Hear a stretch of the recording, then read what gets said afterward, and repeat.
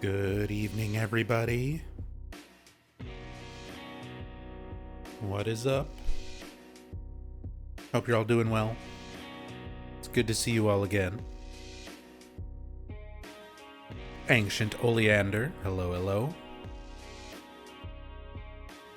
Shadow Noises. Duke Estrada. Tassadul, good to see you again.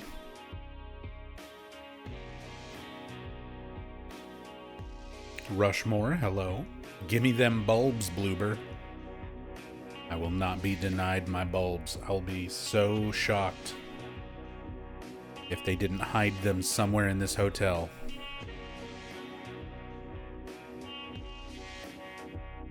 Shadow Noises, you're tired, stayed up all night, went to a dentist at 6 a.m. for a free dental day, had a filling, and then went to work.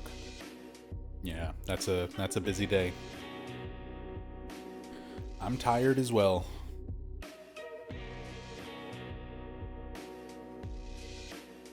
I tried to sleep around like 3, 4 a.m. I think I finally fell asleep at like 4 a.m. And lately, our cat Ziggy has decided that 5 a.m. is going to be the time where he just turns into a crazy demon bastard. And he climbs inside all of our cabinets in the kitchen and like slams the doors very loudly. He's been jumping up. He'll jump up onto our record player and then jump up onto our mantle above the fireplace and start knocking shit down.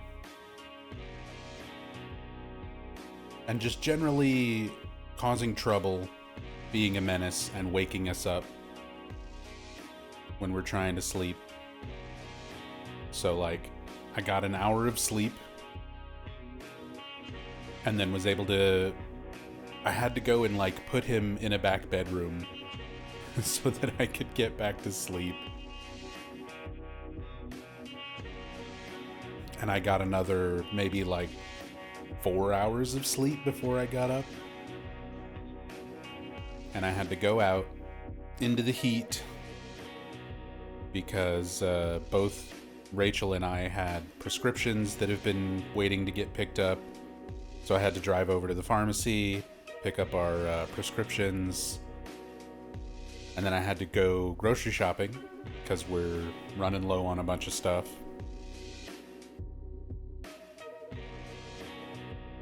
And just generally out running errands in the heat on like 3-4 hours of sleep. Not great. So I'm also kind of worn out today.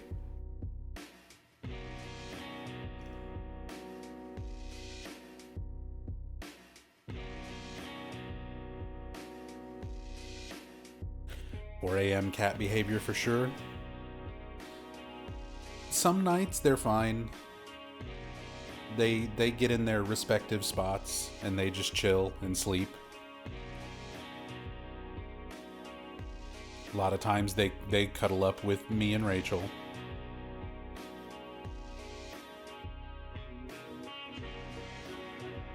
But lately, like the last few days, Ziggy's just decided like, it's 5 a.m., time to be a menace.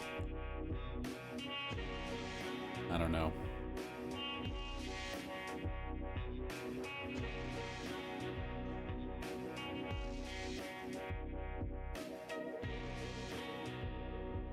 And it's a bit harder to sleep with the heart monitor and everything. Thankfully, it's not like the most intrusive model. But I'm not good at sleeping on my back. I usually sleep either on my stomach or on my left side. And of course, I've got the heart monitor on the left side of my chest, up like where my heart is. So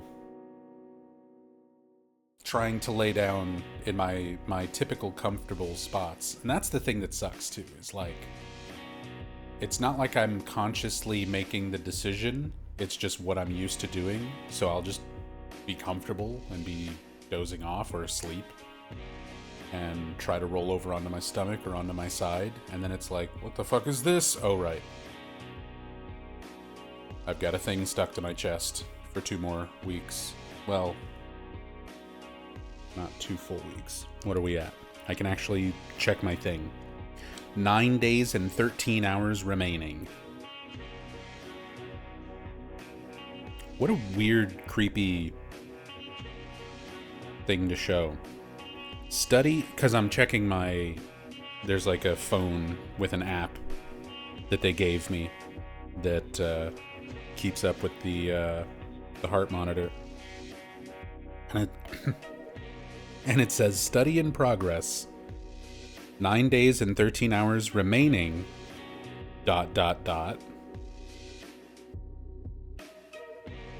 And then for medical emergency, dial 911.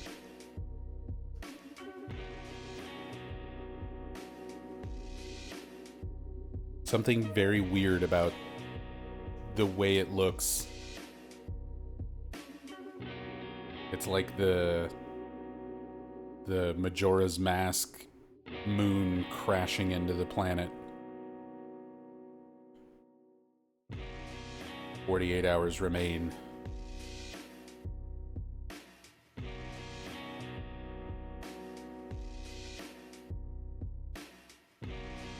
Prefer being a side sleeper, but back has been better for me lately. Yeah, I'm probably gonna have to, like, relearn how to sleep. Sleeping on my back is probably gonna help going forward.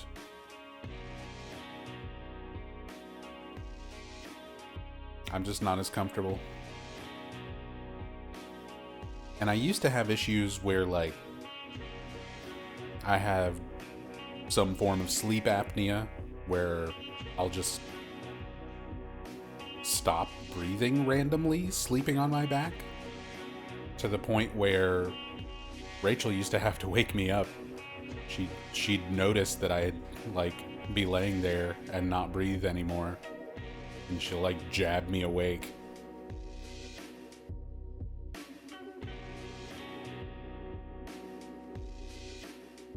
Be like, you need to breathe.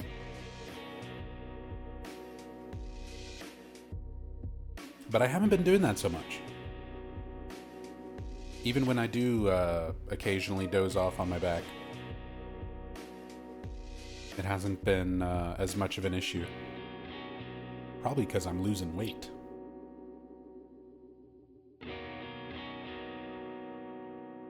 I've lost about 25 pounds since March.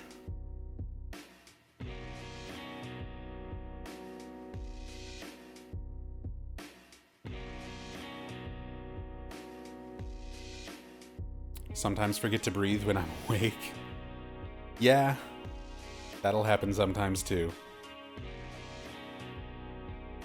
Get so focused on something and realize you're just, like, sitting there holding your breath. I do that when I'm editing a lot. Because I'm still not a very good editor, and I'm, like, paranoid that I'm gonna fuck something up and, like, ruin everything I've worked on. So I'll be sitting there, like, thinking about what I'm doing very intently. Like, okay, I need this video clip at this time mark. Get this and move it here and trim this and fade this in and fade this part out and take that clip and put it here and grab this part. And I'll be working on something and, like, 5-6 minutes go by and I'm sort of like, oh, I need to breathe. I'm sitting here holding my breath, staring at the screen.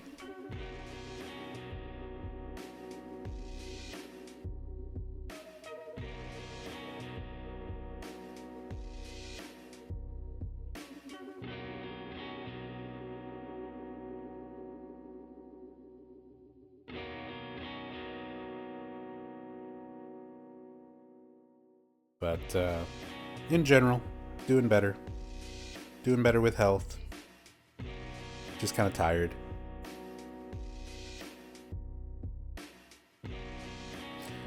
big tired, much hot. Wouldn't be nearly as bad dealing with all this stuff if the heat wasn't so horrible at the moment.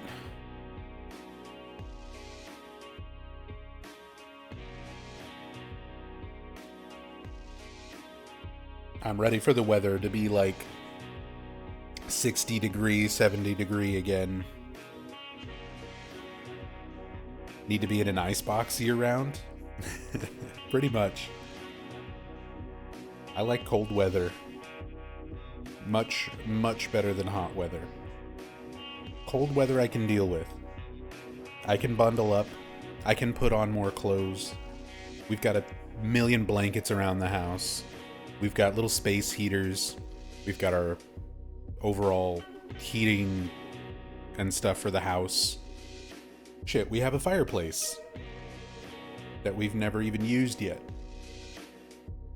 We just have a bunch of lights in it for decoration. I mean, technically we should probably get it inspected and cleaned and everything before we use it. But it's probably fine. But when it's hot, like, I can't get more naked. I can take off clothes and I can turn on a fan, or we can run the AC and have a fucking $3,000 electric bill, which we're opting not to do, so we don't really run the AC at all. We run it for a few hours at night when we're trying to sleep, when it matters most about being like comfortable. So we run it for a few hours at night, but all throughout the day we leave it off.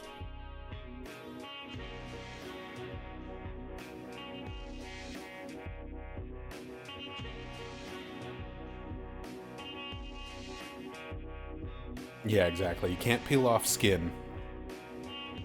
So it's like, okay,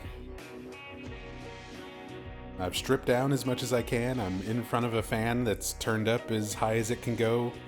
If that doesn't do it, then we're just kind of screwed. Can't really cool off any better. Not easily.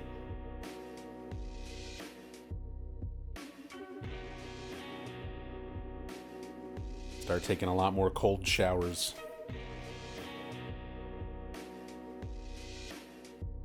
Little spray bottle of water. Just constantly mist.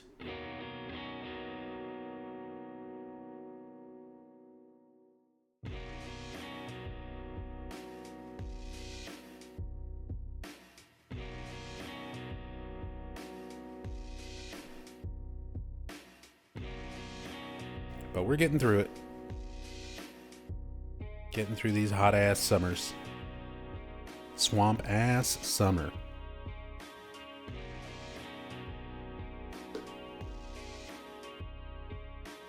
Staying hydrated.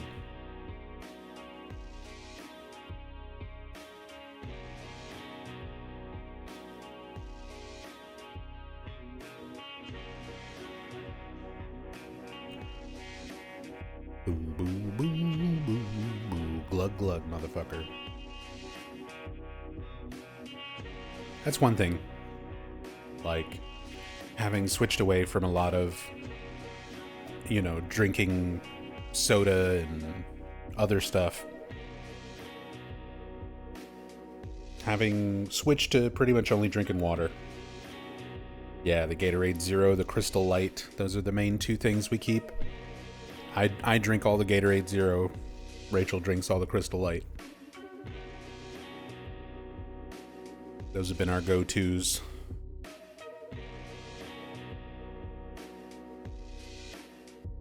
And occasionally,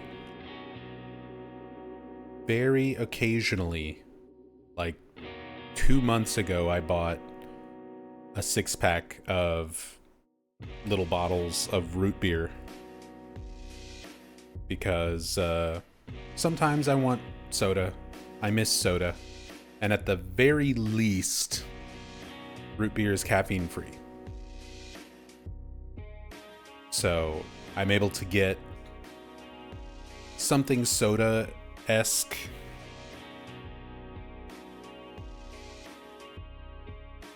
Get a type of soda. Still a lot of sugar. Although I've been trying to find sugar-free, caffeine-free root beer. I know it exists, but I can't find it in any of the stores around us. And I'd rather not order shit online if I don't have to.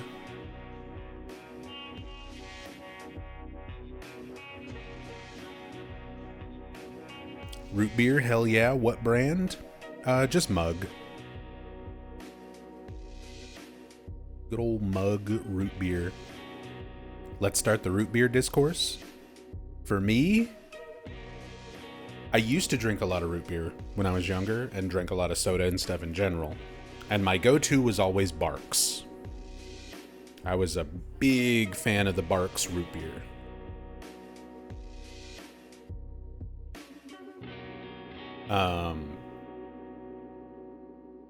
And then outside of Barks, I also used to go to A&W, like the actual restaurant, pretty often. So I'd have a lot of A&W root beer. So Mug was usually like third choice. But that's the easiest thing to find around here, and usually the cheapest. And it's not something that I need to be drinking all the time anyway. I have like half a bottle every 2 weeks. Not that bad.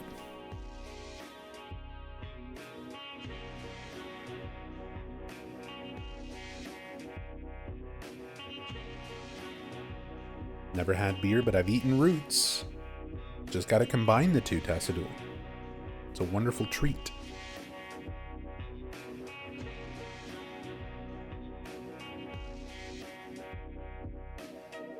A&W having its own fast food place is crazy. Blew my mind as a kid when I saw my first one en route to camping.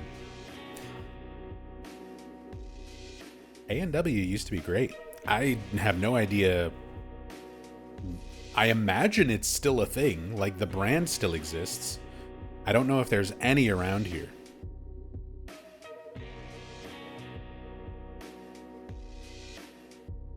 But there was one where I was living at the time, back in Ennis, Texas. And we used to go all the time. That was like elementary school, middle school.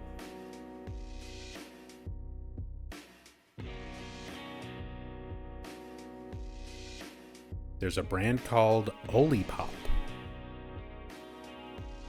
They're a probiotic soda brand. 3 grams of sugar, 3 grams additional sugars, no caffeine. I mean, that's not bad. I'll have to keep my eyes open. Prebiotic. First you said preobiotic. Prebiotic. Prebiotic? Not probiotic?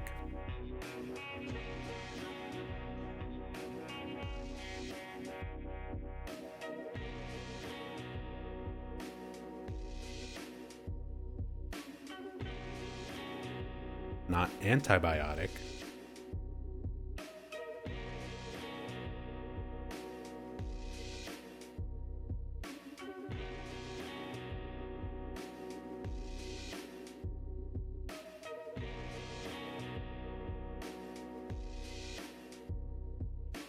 Meow, meow, meow, meow.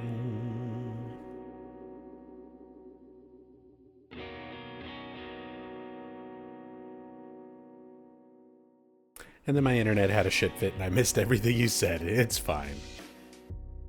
It's fine. It don't matter. None of this matters.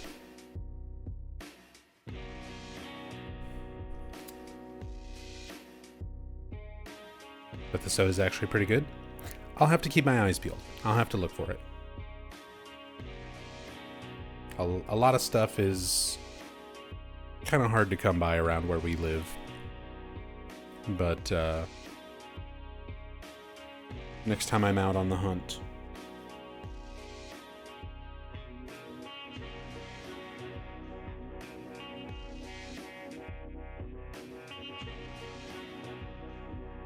Hey, what's up, Diablo Lord?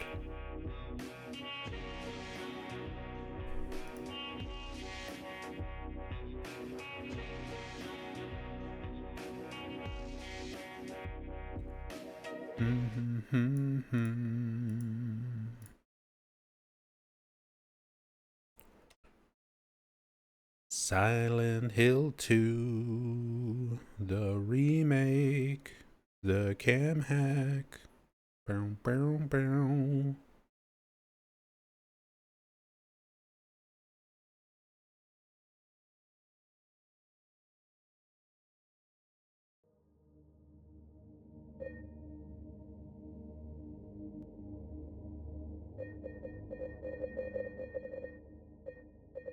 Audio should be okay.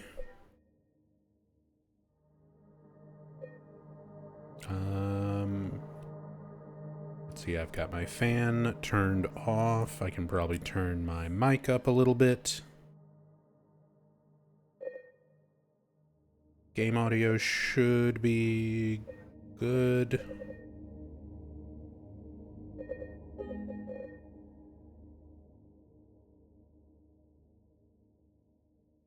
And it is day 27 of the Silent Hill 2 remake. Cam hack playthrough. We're in the final area. We're in the hotel. A lot to do here, a lot to see here, a lot of rooms to check, a lot of details in the environment.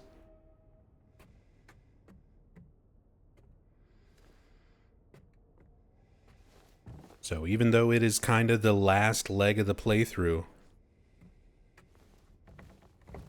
this is still going to take us quite a bit of searching and hunting and exploring. We actually technically started the hotel yesterday in part 26.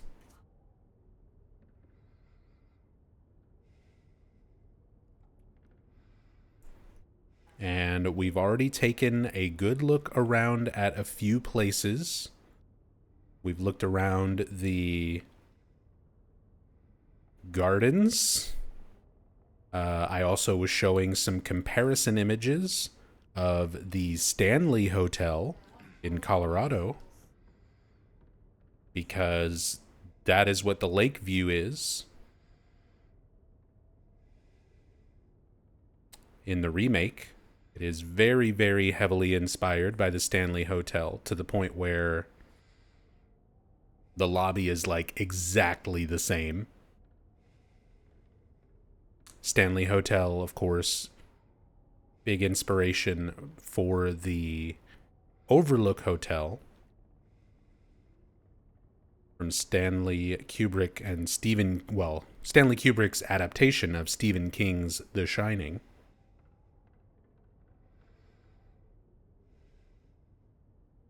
This is looking like Boundary Break. I mean, that's essentially what we're doing. It's a full playthrough of Boundary Breaking live. And this is day 27 of an ongoing series. We're finally getting close to the end of the game now.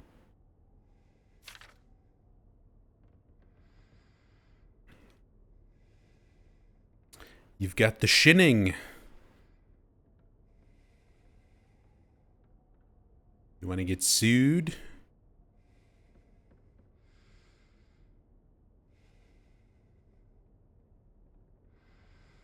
Lakeview Hotel. Love the little picture. Need to print out some custom stationery. Mr. James Sunderland, regarding the videotape you left in your room during your last stay, I'm glad to inform you that we have recovered the item and moved it to the employee section on the first floor. The tape is stored within the hotel safe to be returned to you at your earliest convenience.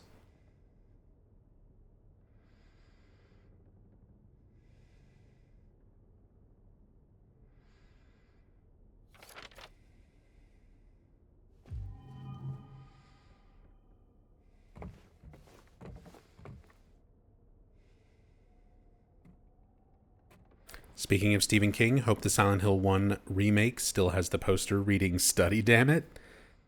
Me too. Me too. They kept the Jack Nicholson reference for Silent Hill 2 remake. They kept the Jack Nicholson posters on the walls when you're first walking into town. So they were pretty careful with details and things like that with this game. Hopefully they keep that same mentality and work ethic up for Silent Hill 1.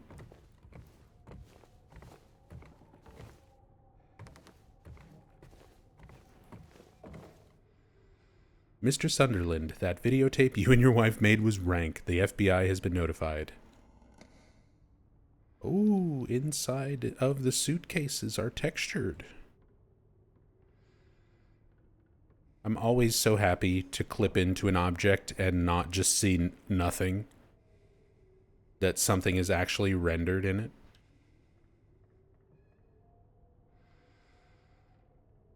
Like this one. This one. Nothing's rendered in this one. So you just see right through it.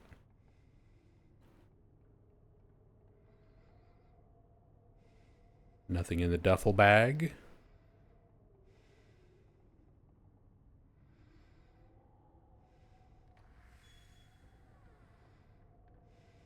Mr. James Sunderland, we found the videotape that you and your wife made and have submitted it to America's Funniest Home Videos.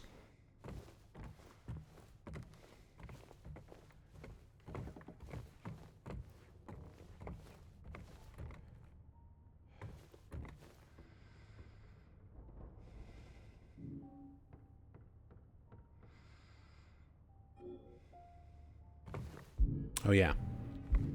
We did pick up the music box key, a decorative key shaped like a treble clef, too small for a door. James wouldn't know what a treble clef is.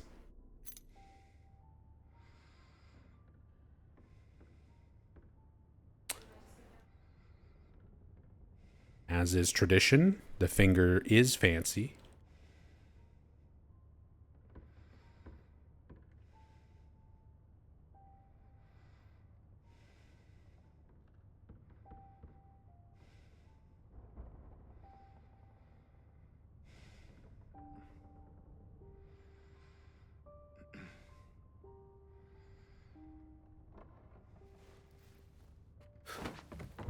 Didn't mean to dodge. And then key to hotel room 312. A key to room 312 in the Lakeview Hotel. Lakeview Hotel written out in one word. Capital L, lowercase v. Lakeview Hotel. Make up your mind. Game developers, what are you thinking?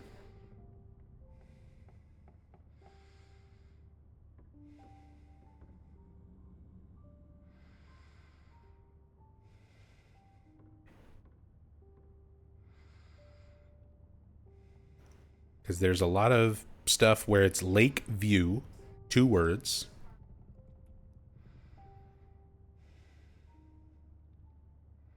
Lakeview Hotel. And I'm pretty sure it's stylized all in one word in the original game.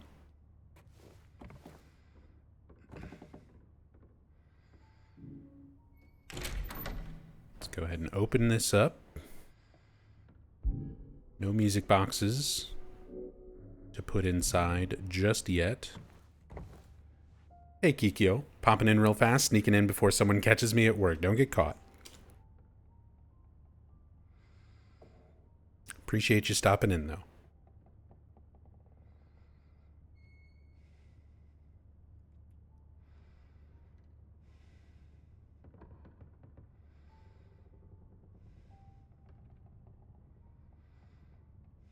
Let's see, there should be...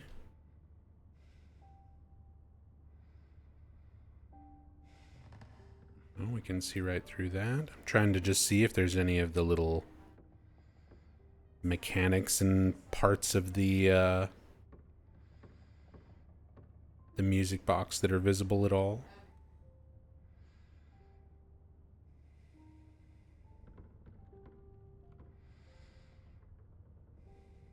Oh, there's the key.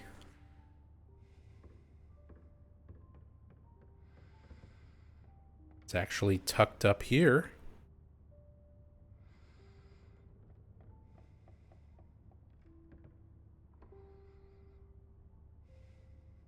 Honestly, I love looking at all of the puzzle contraptions, like the coin cabinet in the apartments and all these things. I love the detail on them. I love kind of how practically made they are. Oh, there's even writing. Trademark. Polyphone. Polyphon.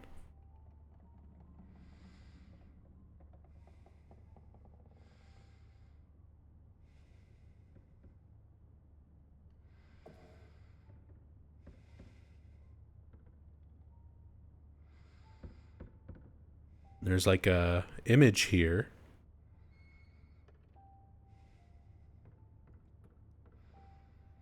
Very faded. You can see there's a person's foot, like wearing sandals.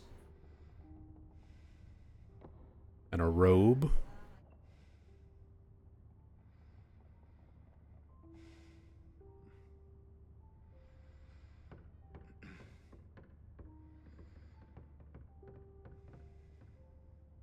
All the little notches in the wheel itself.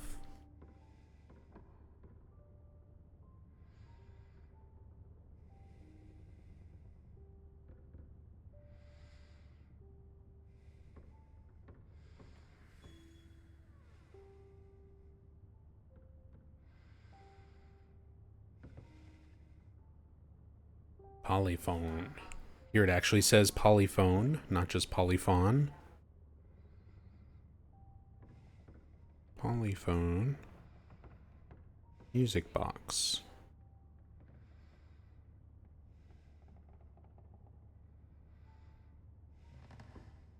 I'm searching.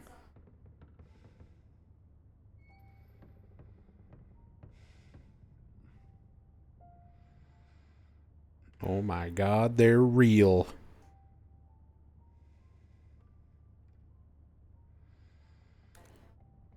It's a real thing. Because I know Polyphone as a brand.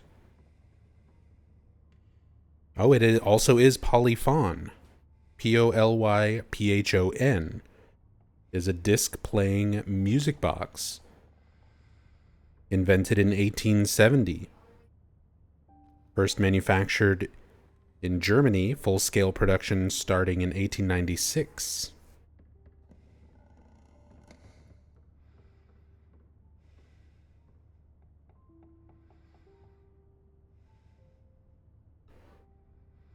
I wonder if we can find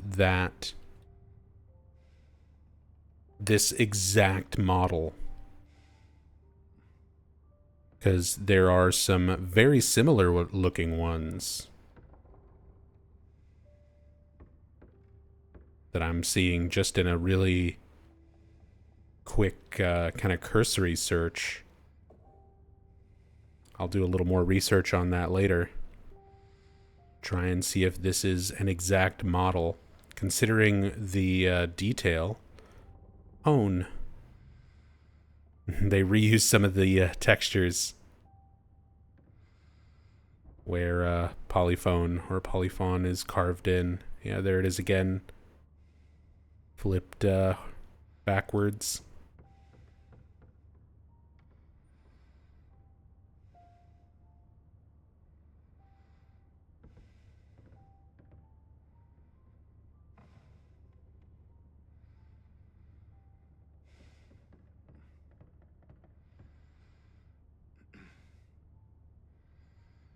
Hey, what's up, Grove? Hope the cam hack's going well. Do we get the music box dance today? There's a good chance we'll get that far. But considering how many things there are in the hotel, how many details there are, how many rooms there are,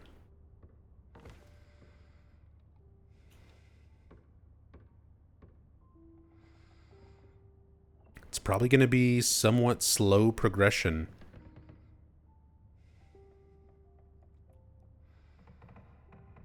There's a lot of stuff I really want to look at here. And I'm going to be especially thorough because there's one thing that I really want to find. And it might not exist. And that's canned light bulbs.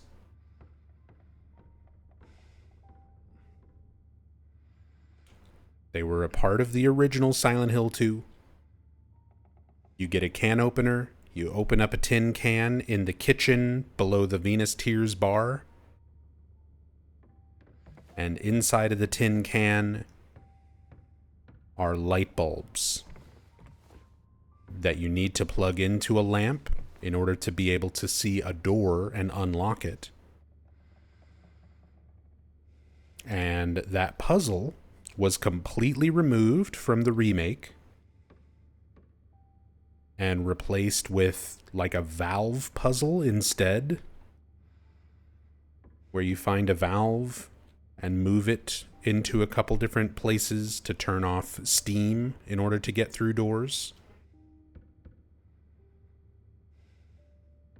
And usually, in pretty much every other case throughout this remake, when Bloober Team changes a puzzle or removes a puzzle, they put a reference to it. They put a reference to the original.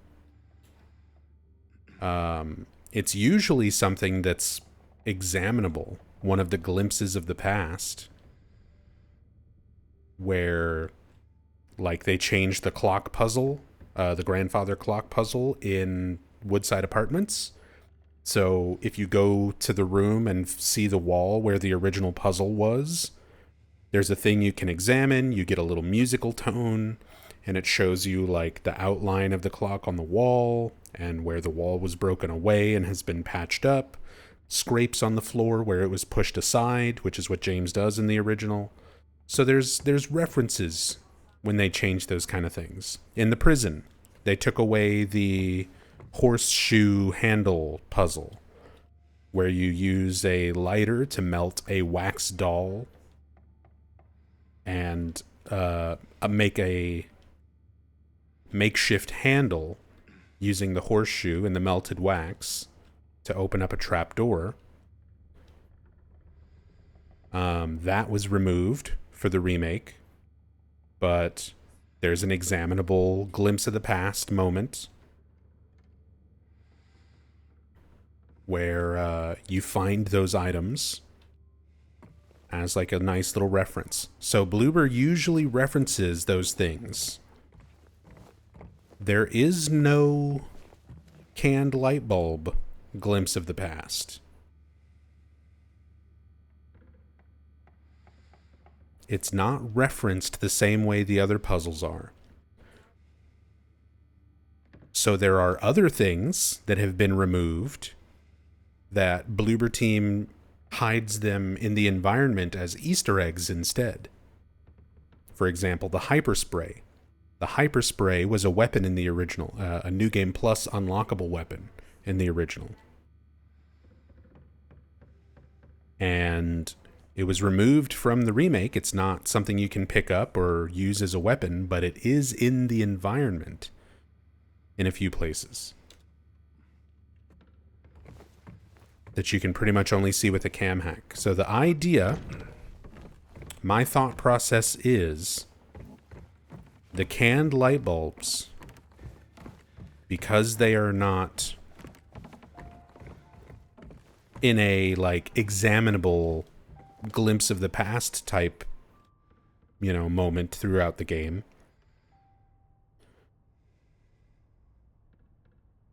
They must be just hidden in the environment somewhere. We've looked all throughout everything else up to this point and haven't found them. But I would imagine they're found in the hotel in the original. They might be in the hotel here. That would make the most sense. And Bloober Team has made some other Easter eggs and references towards much more obscure things.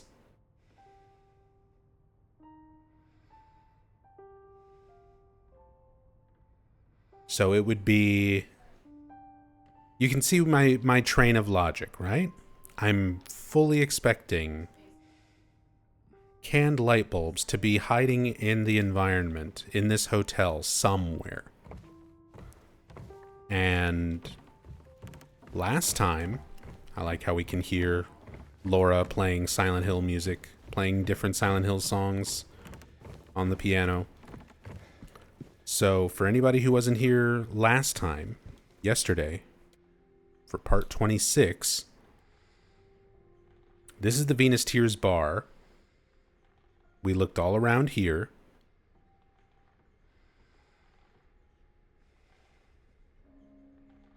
And then here's the kitchen behind the Venus Tears bar. So, like, this right here, this little corner,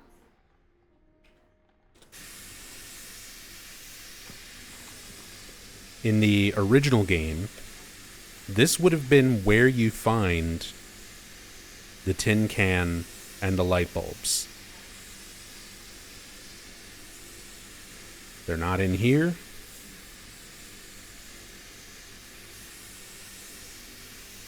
We looked through all these jars. We looked through all these pots. There's a whole bunch of jars. And tin cans over here.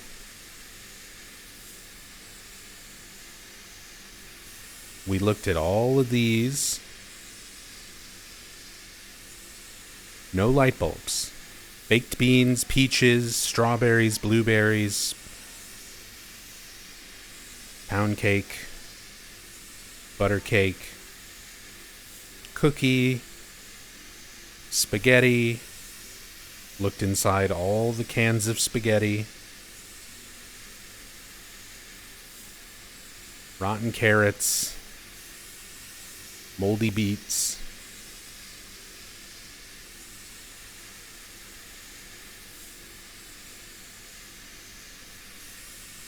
No canned light bulbs. Like, this would be the room. This would be where they were in the original. This would make sense as the place to hide them for the remake. And they're not here.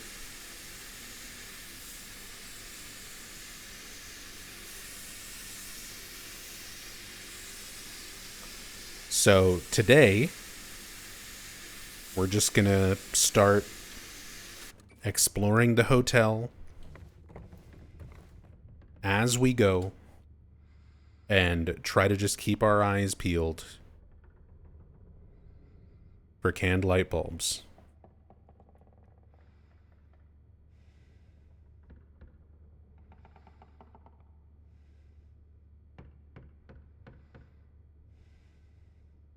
The original canned bulbs were a direct reference to some weird experimental Alice in Wonderland movies. So, not exactly, Ezio. You're mixing up a little bit of your information.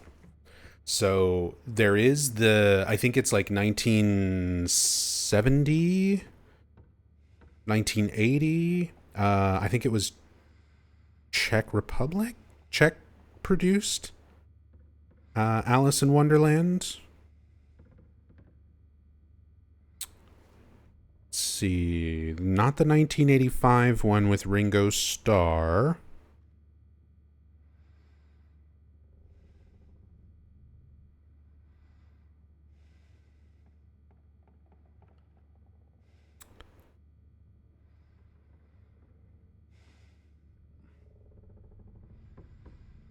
was it 70s? The 1951. No, that's the Disney one, right? Anyway, I don't remember exactly what year it is, but it's like it's a foreign film, very weird, surreal Alice in Wonderland live action film. What the can thing was the key in Silent Hill 3. That's when you get a canned drink out of a vending machine, and inside of it you find a key. That's the Alice in Wonderland movie reference, not the light bulbs.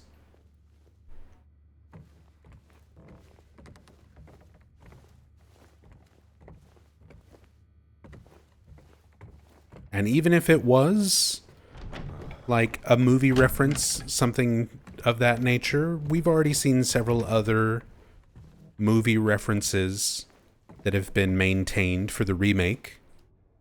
Things that were created as a reference to like a movie or something of that nature for the original game, and the remake kept it. They didn't exclude it just because it was a movie reference or anything like that. They added new movie references. There's references to like Old Boy, which is carved into some hammers that you find throughout the game. So it being a movie reference shouldn't have any bearing on Bloober Team including it.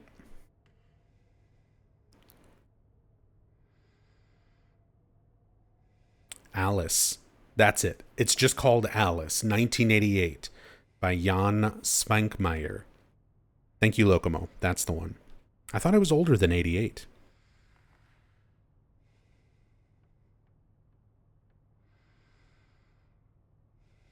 But yeah, thank you for the correction info there.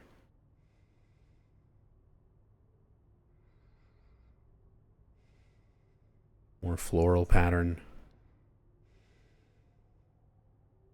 More floral pattern motif.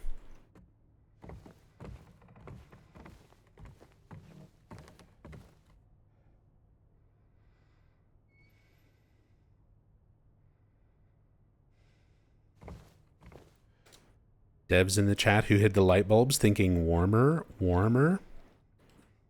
I mean, there is somebody who claims to be a dev who's made a few comments on the YouTube videos. I have not been able to verify if they're telling the truth about being a dev, because, you know, it's the internet. Especially YouTube comments. You never know when people are just trying to pull your leg.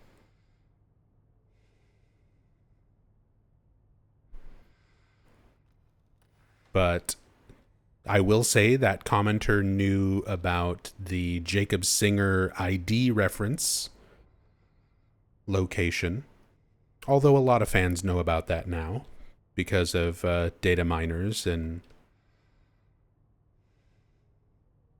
other cam hackers in the fandom.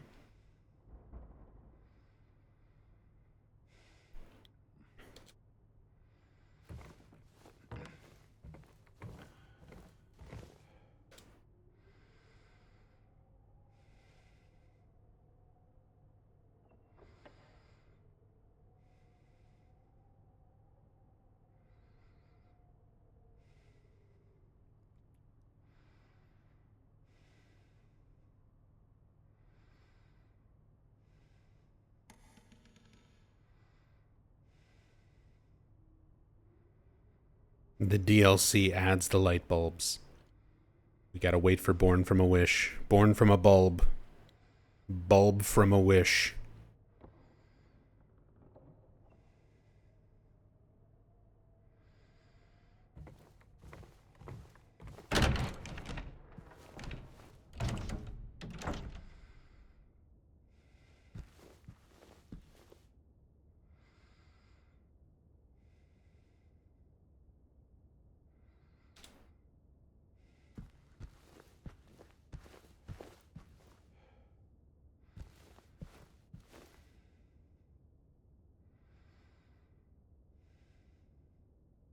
But there's just so many other references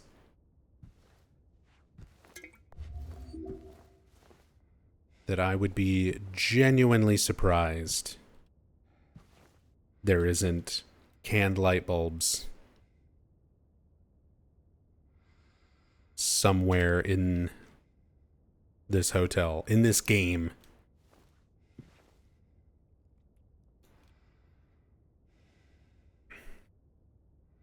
Saw on Discord someone post about the prison cell drawings.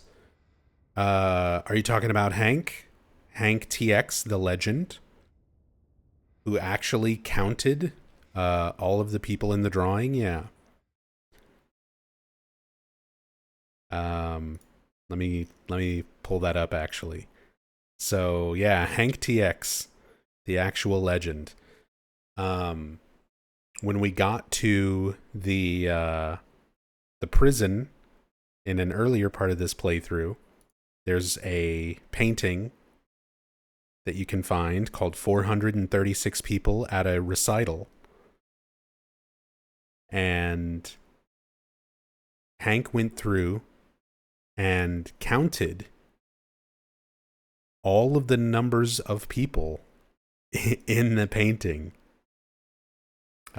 So here's what Hank had to say. I questioned during the live stream of the prison if there were truly 436 figures in the 436 people at a recital painting. Well, with nothing much to do tonight, I actually counted them, and no, there are 386 people in the painting.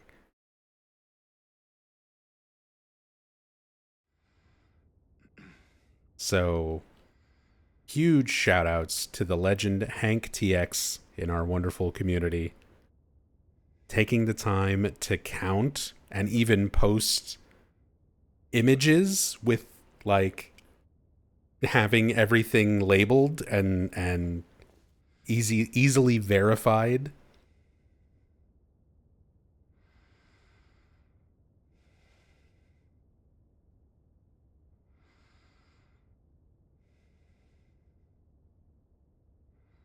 The actual goat.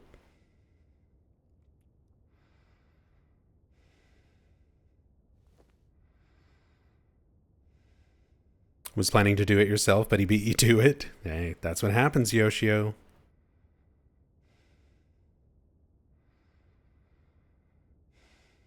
You gotta act on those random, impulsive desires to check information. Someone else will beat you to it. But yeah, big shout outs to Hank for counting all of the people in the painting, seeing that there's not actually that many there.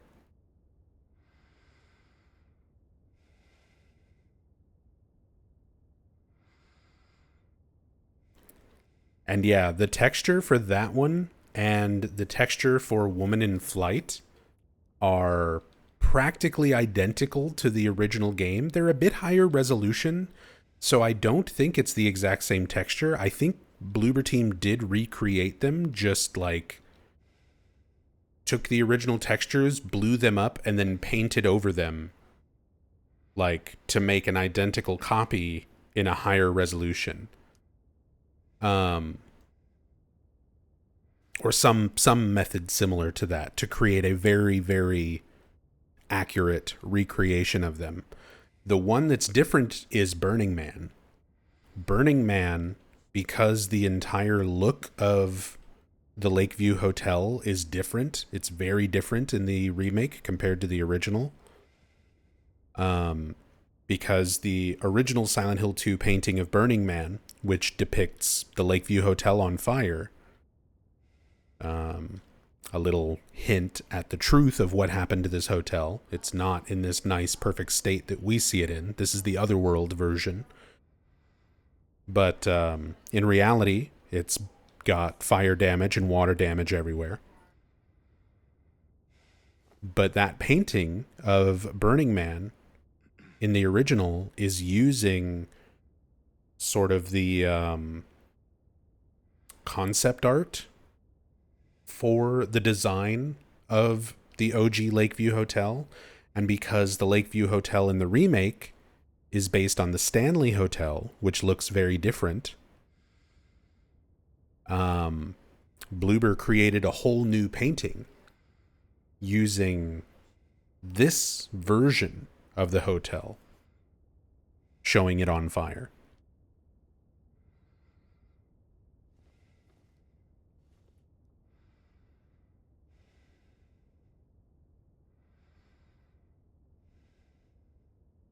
It's still very, very accurate in the style that it's done in, to look very similar to the original. But yeah, OG Lakeview and Remake Lakeview are very different looking buildings, different architecture. And you can see like a clear difference between the two if you compare both hotels and both paintings. Our Monsterizer blender.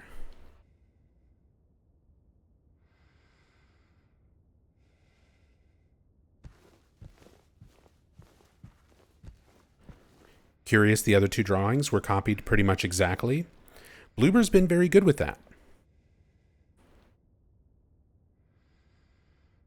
There's a lot of those original textures where Bloober Team recreated them. Like they had to make higher resolution versions of them because the original textures would have just been a little too grainy, too fuzzy. Maybe they upscaled them. Maybe they just took them and upscaled them somehow. But a lot of them look like they've literally been like painted over, sort of like traced and repainted to make them very, very accurate, while still being redone, new assets, but they're extremely accurate to the original. There's a lot of textures throughout the game that are like that. Like the wall where you find Laura after exiting Blue Creek Apartments has the bear and the cat and flowers and stuff on it. That's not the original texture. You can take it and compare it to the original texture. It's not the same texture, but it is 99.9% accurate. Like it's very, very similar, practically identical, but it's been remade, redone.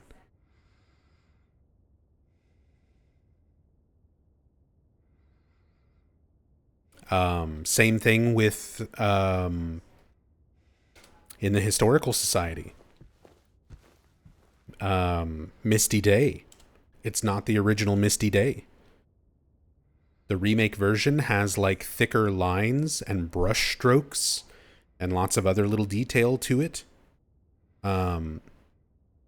It's not the same one from the original because the original was not actually a painting. It was a 3D render that Ito made and was basically just a flat image of that 3D render. But the one done for remake is, again, like 98% accurate. But made to look more like an authentic painting with visible sort of brush strokes and inconsistent line work where parts of it are thinner and parts of it are thicker. Little tiny cracks and chips in the paint in a few spots.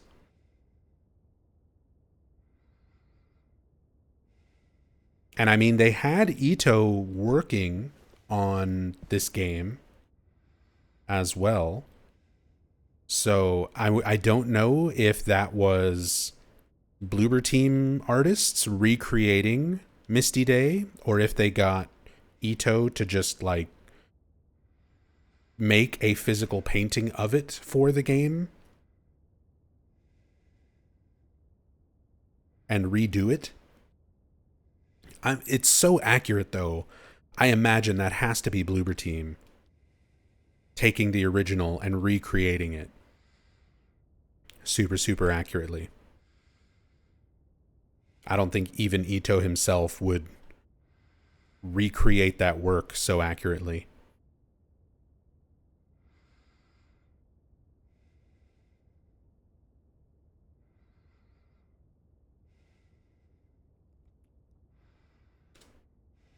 Are you a big fan of the Overlook as well? I am. I actually have some souvenirs from the Stanley Hotel. I wasn't able to go myself, but my mother took a trip to Colorado several years back, and she's the one who got me into horror, especially Stephen King. And so while she was in Colorado, she went and took a trip to the Stanley Hotel. So I've got some postcards and keychains and little things from the gift shop from the actual Stanley.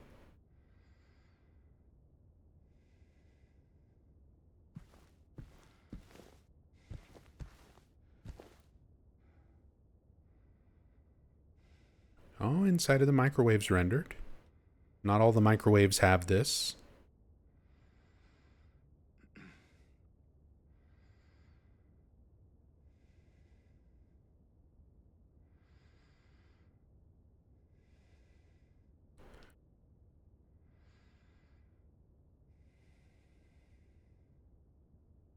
Konami would have the original assets sitting around still, right? Nope. Back when the original Silent Hill games were being developed, it was common practice, not just at Konami, but at a lot of developing publishers and studios, that once a game was out, that was it. So they didn't keep source code a lot of the time. So the original source code and a lot of those assets and things, Konami doesn't have those anymore. It's possible that some of the artists who created those things kept personal copies of some of that information, some of those assets. They weren't supposed to, but it's possible that somebody like Sato might have old hard drives from back in the day, or, you know, something like that. But it's not likely. It's not likely.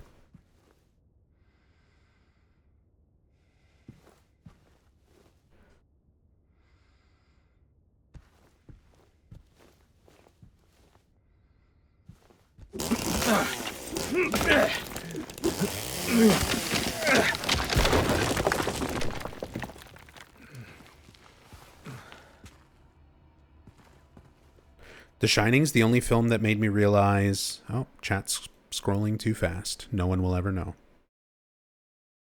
Temporal Fry. The Shining is the only film that made me realize rooms that were too bright could be so scary. Have you ever seen 1408?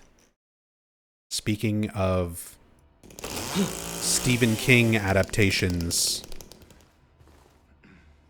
with spooky hotel rooms. Because if you've not seen 1408, I highly, highly recommend it.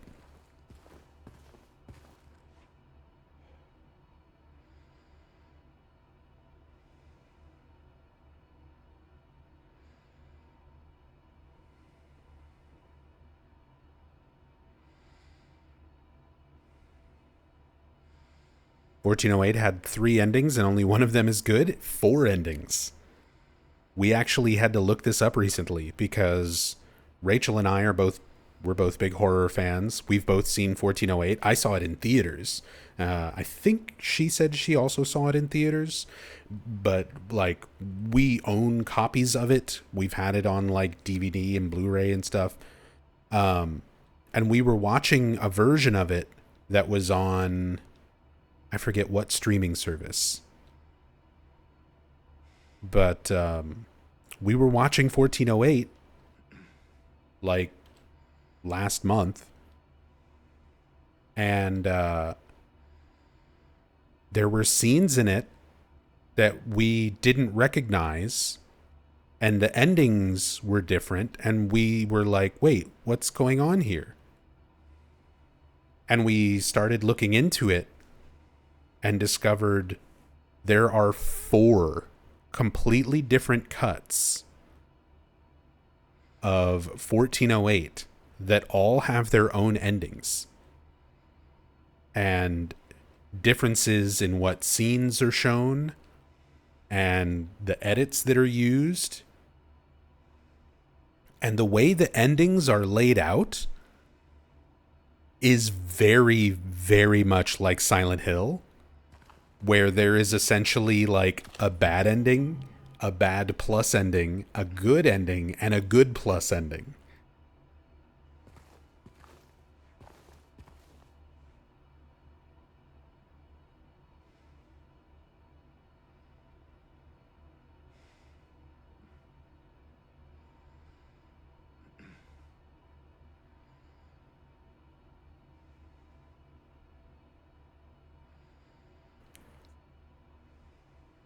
No wacky dog ending.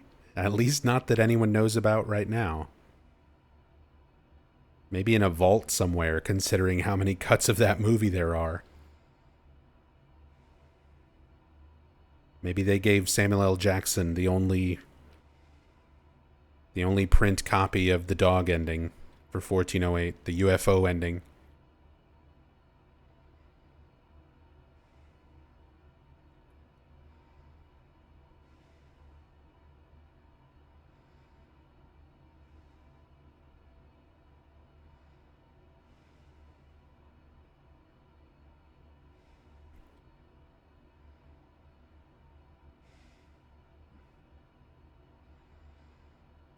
The Shining as a book can be tough to get started, but oh boy. Um, Compared to a lot of Stephen King's work, like if you're not familiar with Stephen King, then yeah, it might be a little bit difficult to get into. But if you've read a lot of other Stephen King stuff and just not The Shining, it's one of the more accessible books of his. Because I definitely know a lot of people who weren't big readers who started getting into Stephen King after the newer It movies with like Bill Skarsgård, and there's a lot of people who like, oh, I'm going to start reading Stephen King. Let's start with It. Don't start with It. that's my advice. You want to get into reading Stephen King? Don't start with It. You want to talk about a book that's difficult to get into, and difficult to keep up with. It gets very convoluted. There's because that was like peak Stephen King Coke binge writing days, and I love him for that. He's written some of his best stuff when he was on all sorts of crazy Coke and painkillers and everything else, but you'll start reading about space turtles and ancient celestial beings and be like, what the fuck am I reading? I thought this was about scary clown. It's like, nope. There's a lot more to it.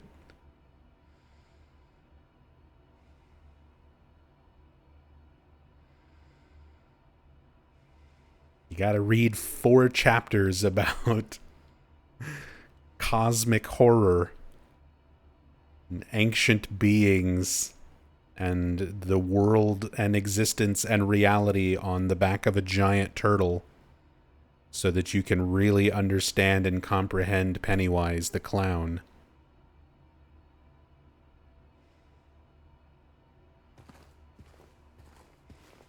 How it ties in with Native American rituals.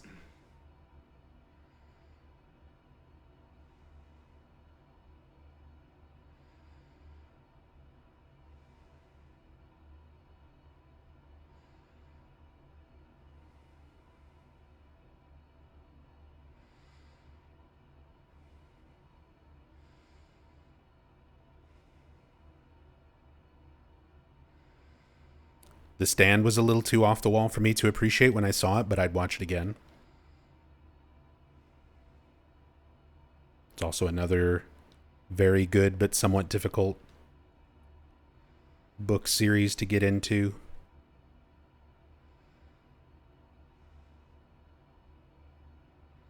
I'm also a big fan of The Gunslinger.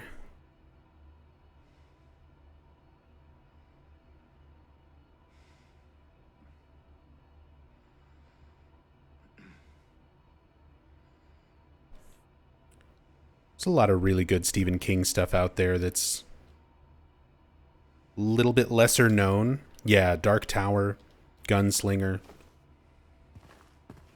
Dark Tower in general, great series. Also, Stephen King's like mystery novels. I don't know how much people delve into his like not straight up horror stuff. But there's a lot of really good stuff there too. Joyland. That Richard Dawkins? That is Richard Dawkins. Sorry. This is different. We haven't found Richard Dawkins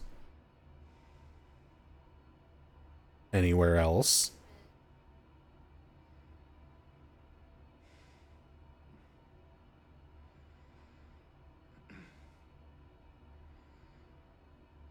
Evolution confirmed.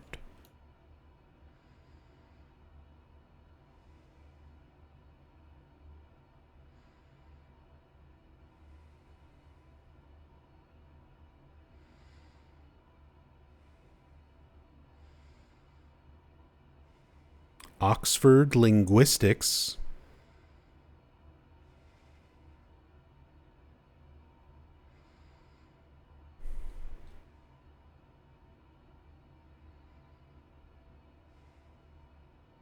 Some very faint book covers.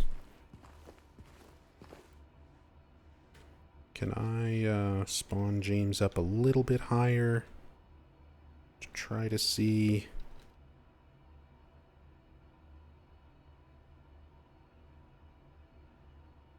Better lighting.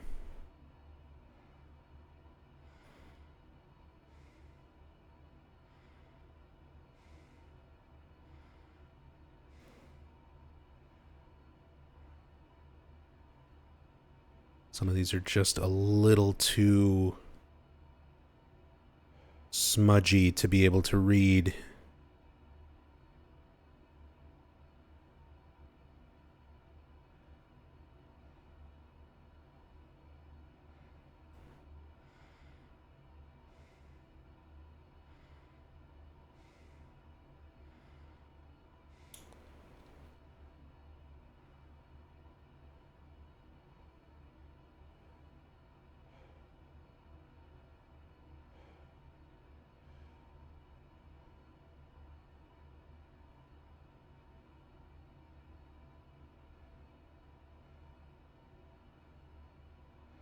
It looks like this is all like one object. It's not individual books where we can see the covers of them.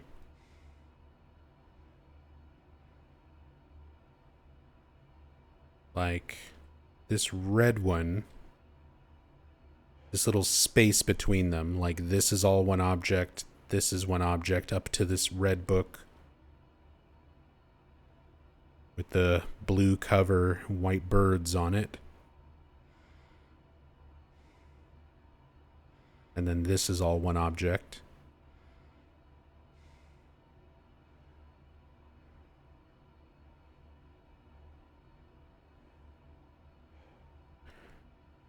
I think one of those books has the Silent Hill texture, the one you see in the OG behind the observation deck that James stares out into. So Derwentwater, that's the texture that's multiple photos that have been edited together of Derwentwater in Keswick, England.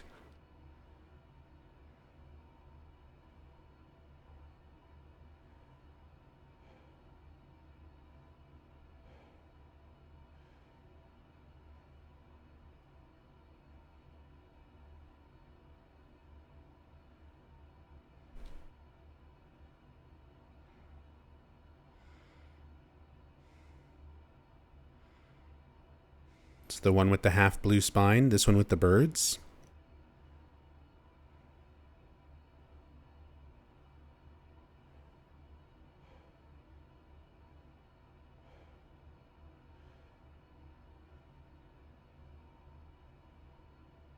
It's hard to tell from just that little sliver of it.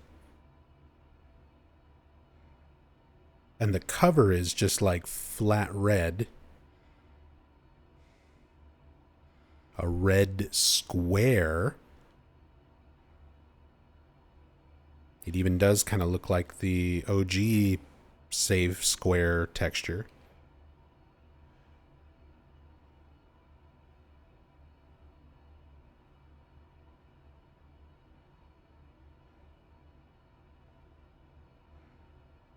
But yeah, we can't really get a good look beyond that.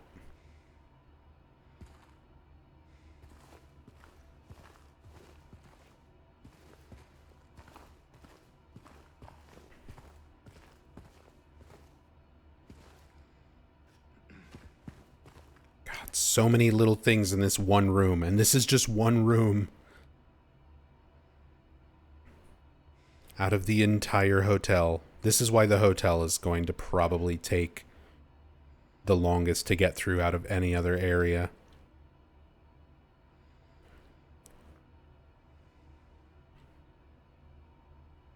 You sense bulb? I get the feeling because it's a tin can, it's just like a tin can without a label with light bulbs, in the OG anyway, that we'll find it in a kitchen environment. We already looked around the Venus Tears bar and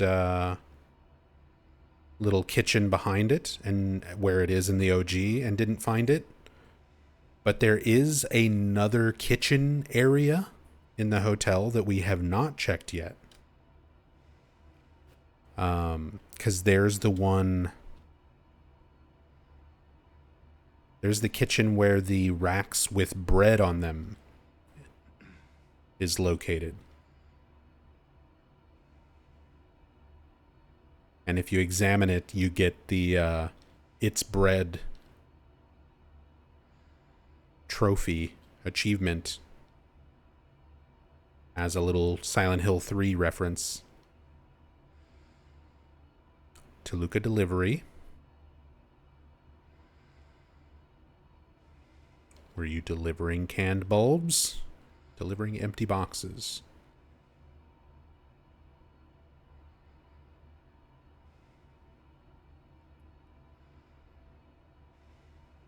Do not drop. Fragile. Handle with care. Do not drop. Clearly you've never seen me play Death Stranding. I be dropping boxes all the time.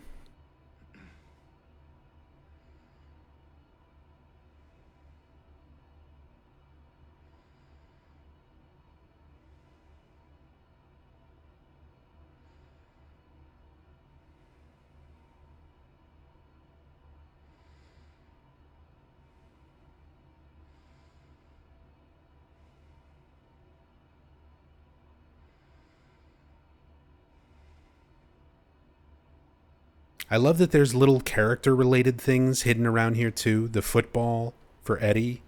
The teddy bear for Laura. The boots that are also in the closet with Maria's OG outfit.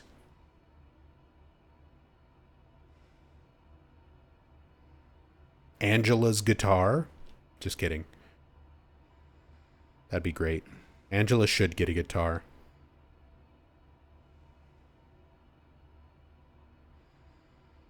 And Troy Baker's guitar. There we go. It's an HD collection reference. Mary Elizabeth McGlynn's hat. Tom Hewlett's ladder. The gang's all here.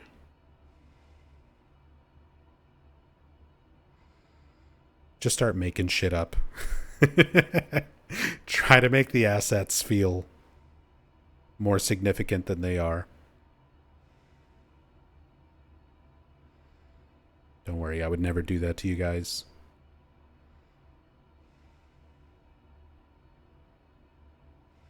Pyramid Head's rubber boot. That's Jacob's ladder, actually. Oh, of course.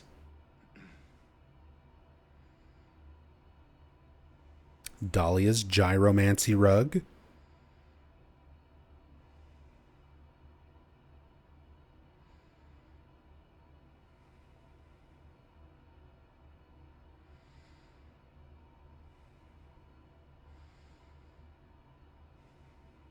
Travis Grady's whole ass truck. That actually is a thing in Downpour.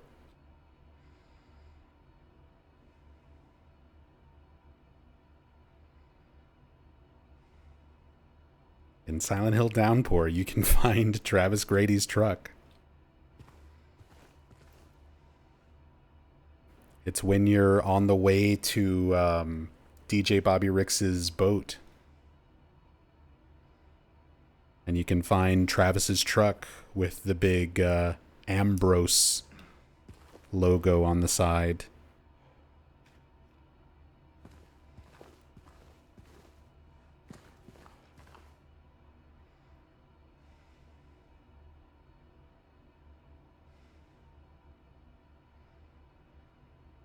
Claire Redfield's jacket? Dude, look at this. Look at this jacket.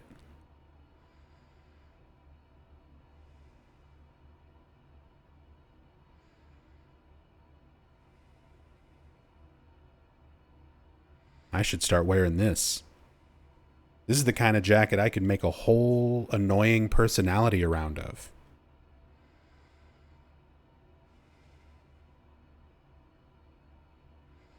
Just wear it all the time. Make my entire personality a jacket.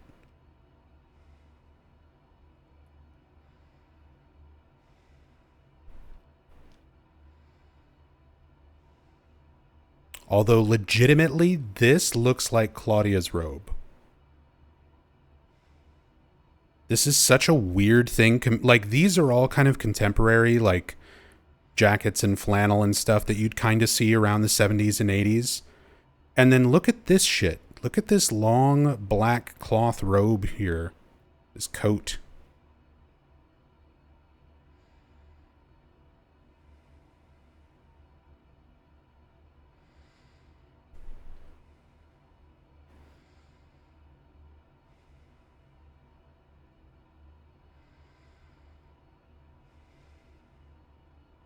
The little pleats in the front.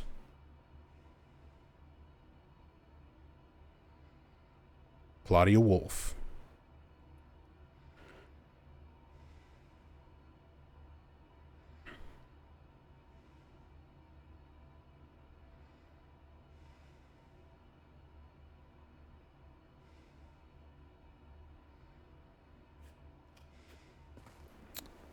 Well, I think that's pretty much everything in here.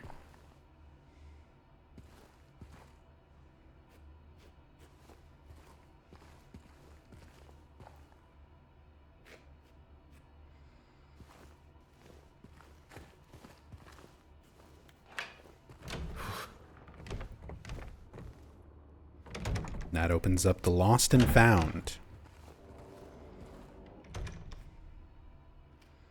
Man, you'd really think Lightbulb Watch 2025. I'm like, I know I've looked at everything, but I'm just second guessing myself.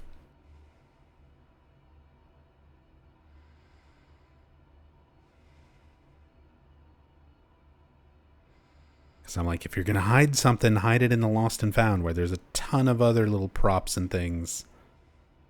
Dartboard, basketball, football. Box of albums. We've actually seen the same box of albums in some other places. And a lot of these album covers are also in Groovy Music.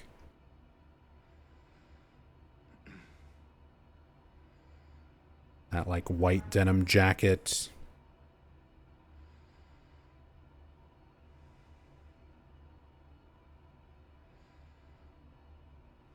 Some more books.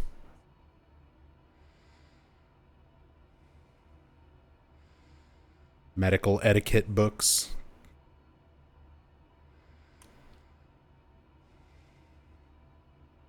The radiology books. Things like that we've found in a bunch of other places.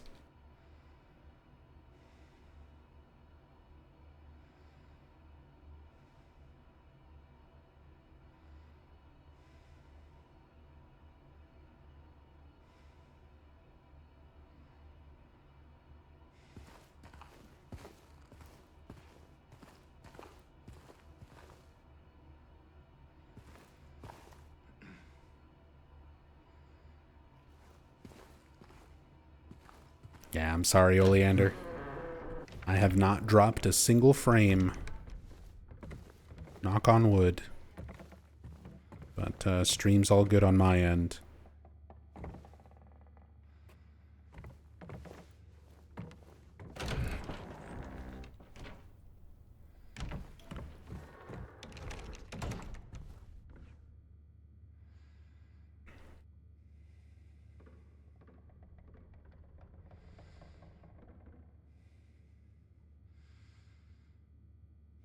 Hey, what's up here, Amy?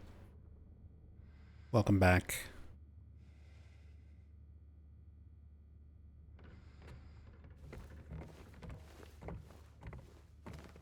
Go to work while Nub's streaming, come back and Nub's streaming. Feels good to see people mention that again. Because my health has been so fucking bad for such a long time, even before the emergency room and everything, where I just haven't been able to stream as much as I used to. It feels very, very good to be at a point where I'm, like, streaming again. Streaming super regularly again. Getting to spend time with all of you guys again.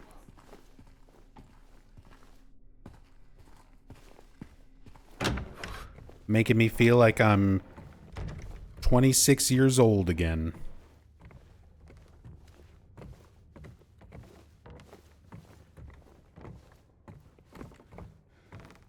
Staying up for 24 hours. And constantly streaming. I'm not quite at that point. I don't think I'll ever be at that point where I start actively streaming so long that it's a detriment to my health. But it does feel good to just be back to streaming pretty regularly, like full-time and stuff again.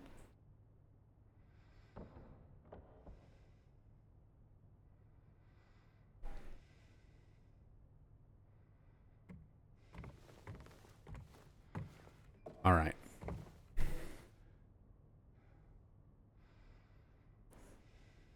The restaurant. Restaurant.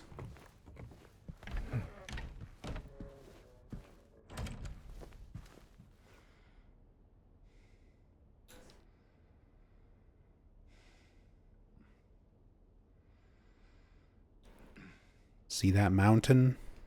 You can climb it. Like a Bob Ross painting. It's beautiful.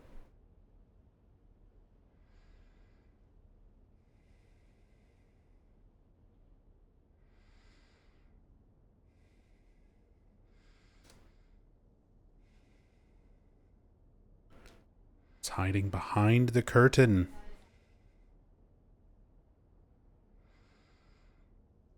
It's nothing.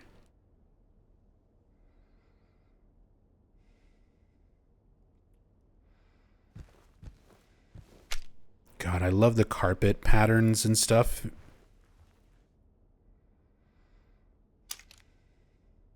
I've been to a lot of hotels over the last 25-ish years for like anime and video game conventions and stuff like that.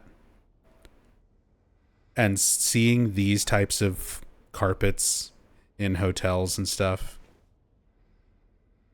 I'm just like, yeah.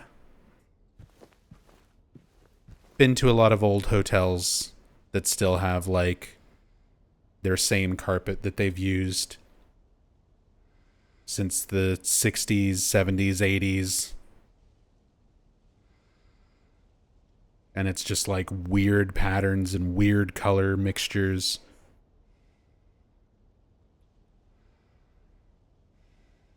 Although I really do like this one. It's like eyes. It's like a bunch of other little patterns. Almost like tails, animal tails, or vines. But then you have these little dark parts that looks like a bunch of eyes looking at you.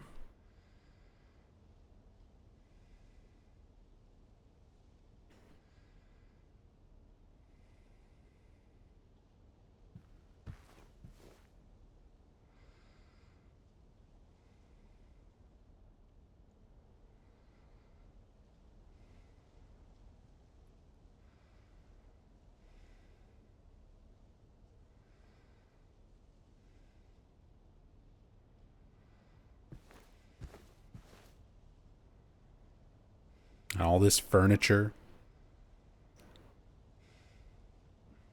You can smell the cigarettes, exactly.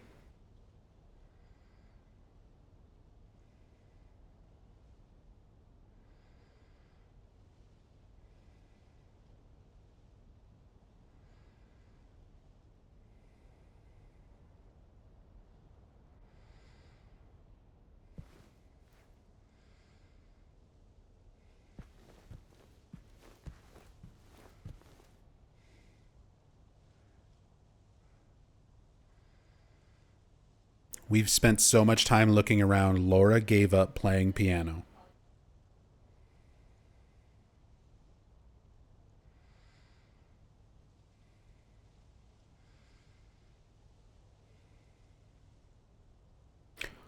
Oh, also, I guess I didn't. Oh, I made a save after clipping up here. So the book is already down here. Hopefully that doesn't break this sequence with Laura or anything.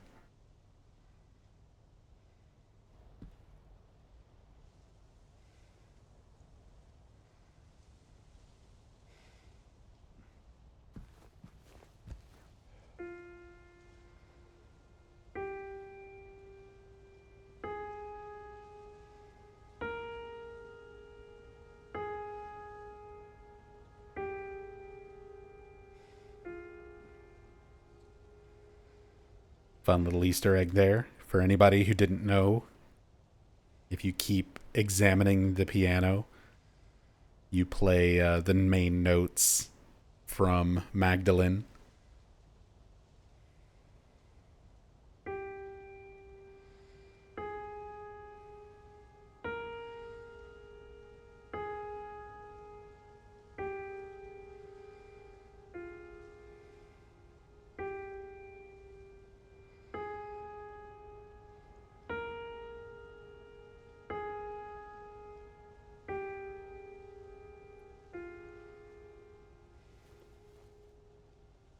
Weird how spaced out the notes are here. James is not very good at piano. It's okay.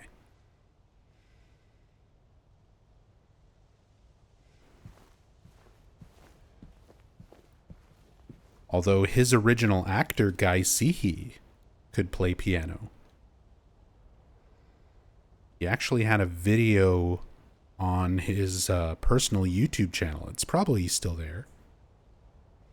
I wonder if it's still there. Of him wearing a James cosplay and playing piano.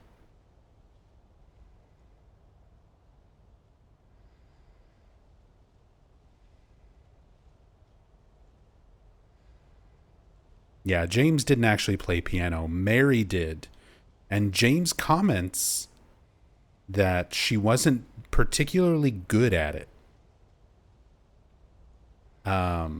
I don't think he mentions that in the remake, but it's in the text when you examine the piano, this same piano in the original.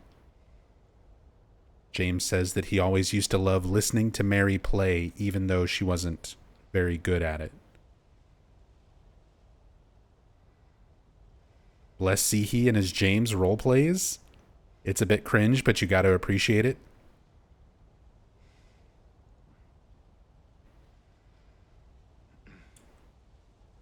For sure.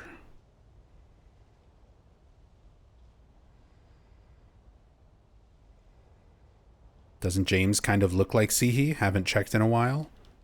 I mean, yeah, there's definitely a strong resemblance between the character and the actor when it comes to the original. They kind of based a lot of the design of the characters around their actors at that time. Kind of similar to what they do now, but not to the extent where it's literally the actors like scanned in. But they were very loosely kind of based around their actors.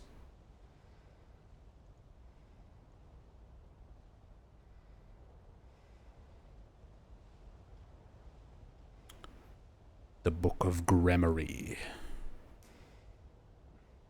Which, I know this is a reference. Yeah, Gremory, also known as Gamory, Gemory, or Gomori, is a powerful Duke of Hell featured in demonology, described as governing 26 legions of demons and possessing the ability to reveal past, present, and future events, including knowledge of hidden treasures and the ability to procure the love of women.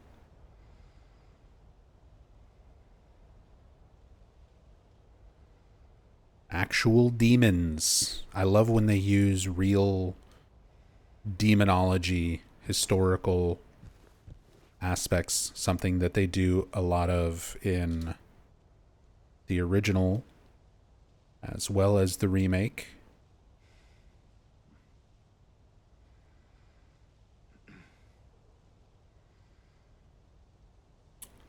And to answer your question, Temporal Fry, as far as James looking like Sihi, haven't checked in a while. These days, Guy is looking a little bit more like Frank Sunderland.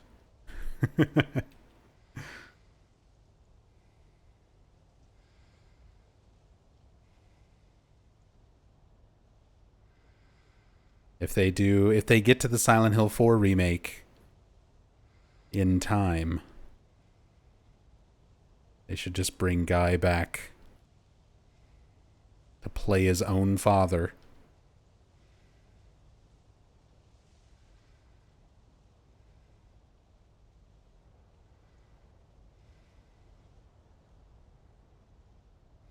A lot of people have wanted Sihi to do Frank. I mean, that would honestly be really cool to see. To see he, huh? Huh? That would be awesome. I think he looks the part, and it would be interesting just sort of hearing him do voice acting and stuff again, because it's not something that he does a lot of. Um, Especially for games. I think one of the last games he worked on was Forgotten Memories, which we actually had the lead dev of Forgotten Memories was a regular in our community. Haven't seen him in a while, but he went by Tato Forever here on Twitch. He used to be one of our regulars, but he got Guy Sihi to work with him and voice a character on his game Forgotten Memories, and Forgotten Memories is a very heavily Silent Hill inspired game. And then Guy Sihi started doing educational stuff. He was doing a lot of mobile educational games, which, funny enough, Rachel, my wife, has one of his educational vocabulary games on her phone. And it's really funny hearing Guy Sihi just say words. He just like pronounces words. And some of the words he gives a little bit more inflection to than others. Some of them he kind of reads them very dryly. So you'll just hear Guy Sihi, like it's James's voice, being like, canine, observatory. But one of the words when she was playing that game and we were like listening to it just because it was fun hearing him say words, was the word wretch. And when he said wretch, he was like wretch. Like he really put some emphasis into it. Wretch or wretch with a W. Wretch. Wretch.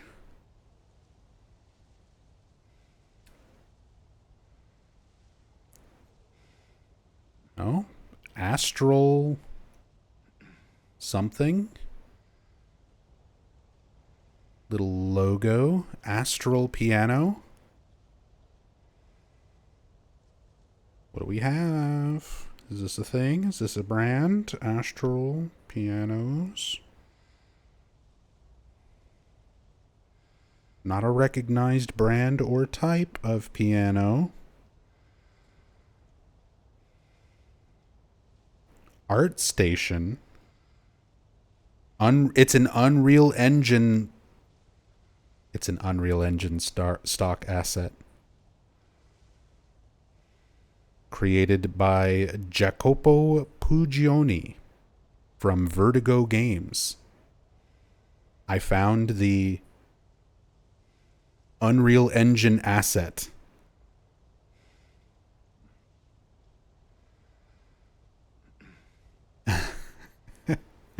Hang on. I'll pull this up.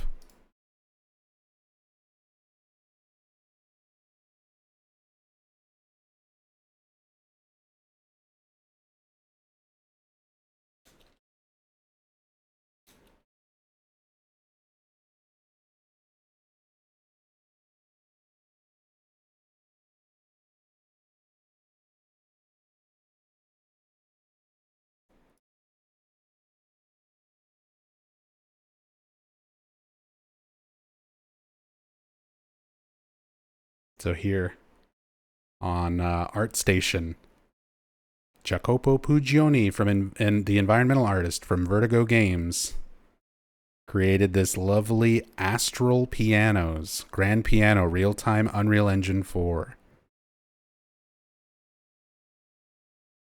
There is the asset.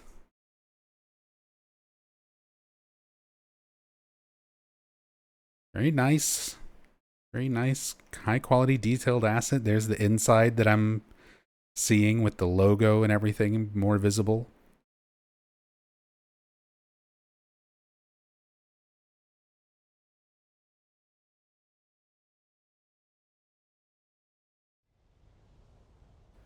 Did they remove the... They removed the logo from the front, but kept the one inside. Maybe they kind of retextured it. It looks like they retextured to maybe make it look a little bit older and dustier, a little dirtier, more worn.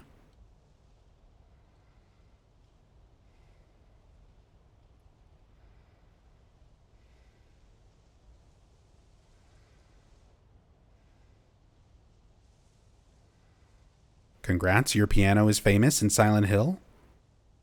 I mean, if I was a 3D asset modeler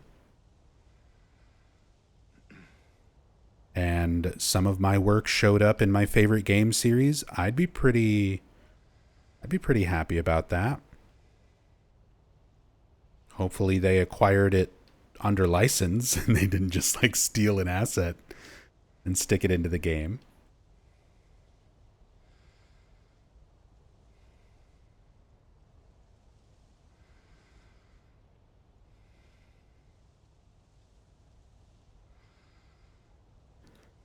I should hope so. I mean, it's been known to happen. That's all I'll say. 驚いた？ああ、とてもね。怖いよか。当然の仕打ちか。バカジェームスには。かもね。でもね、嫌な人じゃないよ。ちょっとうざいだけ。そうかい。それで次は何をする気？奥の暗い部屋にでも閉じ込めるとか？いいや。もう十分。今はね。そう。なら安心だ。それよりメアリー探すの手伝ってよ。いるんでしょ？ねえ。お願い、教えて。メアリーがここに？メアリー、手紙に書いてたもん。手紙？本当にあったのか？ああ、うん。読みたい？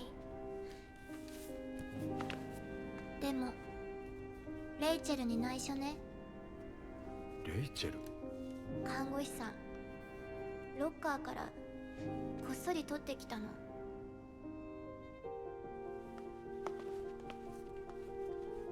レイチェル。かわいいローラ。あなたがこの手紙を手にするときには私はもういない。とても遠く静かな場所に行ってしまったから、別れも言わずいなくなってしまってごめんなさい。ローラ、元気でね。あまりシスターを困らせないように。あなたはジェームスのことを嫌ってて会おうとしなかったけど、でも何かあったらいつでも頼りなさい。ぶっきらぼうであまり笑わない、ちょっと短気な人だけど本当はとても優しい人だから。大好きよローラ。本当の娘のようにあなたを愛してた。もし病気が治るならば本当の娘にしたいと思っていた。それでもきっといい人生を歩んでね。あなたは強くて賢く美しい子よ。8歳の誕生日おめでとうローラ。あなたの親友メアリー。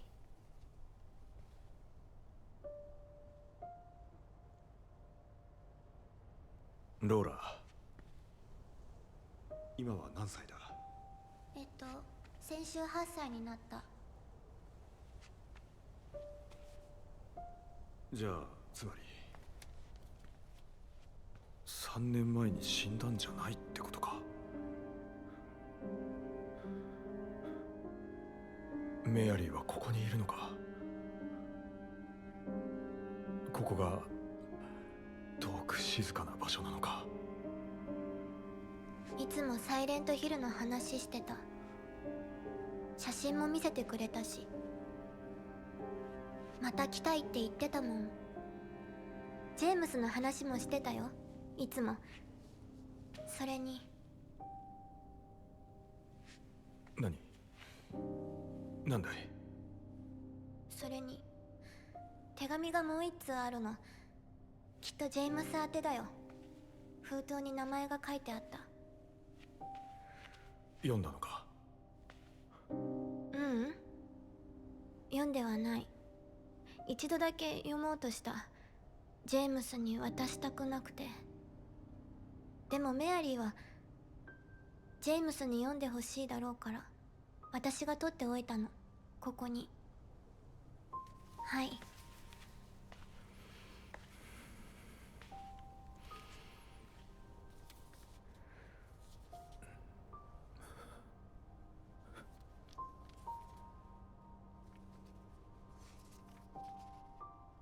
空っぽだ。手紙なんてないぞ。嘘。でも私取ってない、本当よ。じゃあどこにある？なくしちゃったのかな。探してくる。ローラ。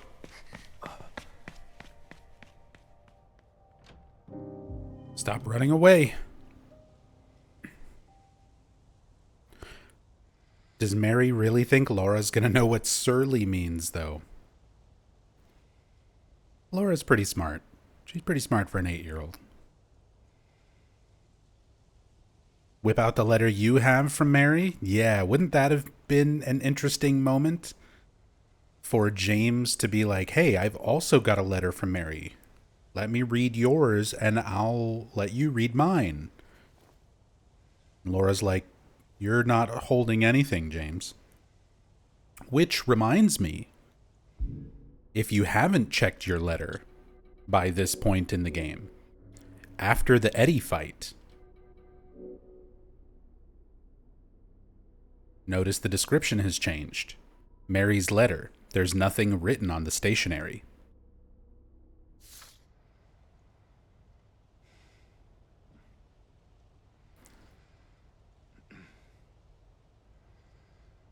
Just a blank piece of paper.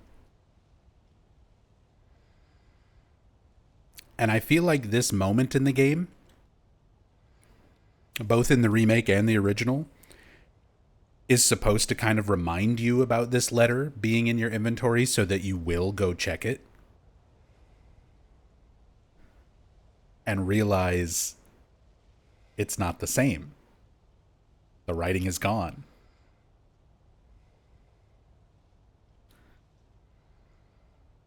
So the idea that Laura got to the town before James with a real letter written from Mary to James, which is the letter you hear at the end of the game, was essentially taken by the town, which is why Laura has lost it, and used to create this fake manifestation of the letter that omits all of the stuff that James is in denial about and only keeps a very small little paragraph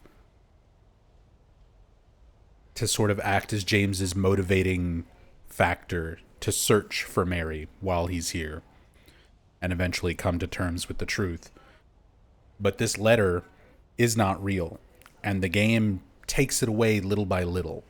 As James is breaking free of his delusion, the letter is also part of that delusion, so it also ceases to exist bit by bit. So first, we see it now, and this happens right after killing Eddie. That moment where James kills somebody, and he's thinking to himself, I killed a human being. He says it in the original. He doesn't say it in the remake, but we know he's thinking it. And that moment is part of his delusion breaking away. So if you check the letter after that moment, it's how it looks now. The envelope is there, the paper is there, but the paper is blank. Once we watch the VHS tape, the paper is gone, and the envelope is the only thing still in your inventory. So you only have the envelope after watching the VHS tape. James has once again broken free from a big part of his delusion, but he's still not fully into accepting reality yet. Once he says, I don't need you anymore to the two pyramid heads, and has that confrontation with his own desire for punishment, his own representation of guilt, that's the last little bit of his delusion that he needs to confront. So you check for the letter again after the two pyramid fight, and it's just gone. No envelope, no paper, no writing, nothing in your inventory anymore.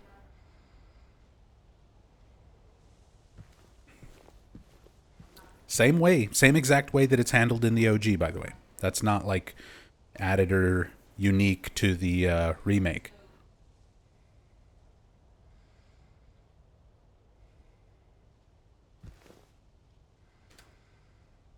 Laura did a new drawing.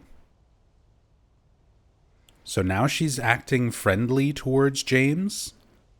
She's been depicting herself as this small bunny rabbit in all of her drawings up to this point, and being chased by an angry dog or an angry wolf. Now she's drawing herself as a happy little bunny with a happy dog. She's gotten to a point of accepting James.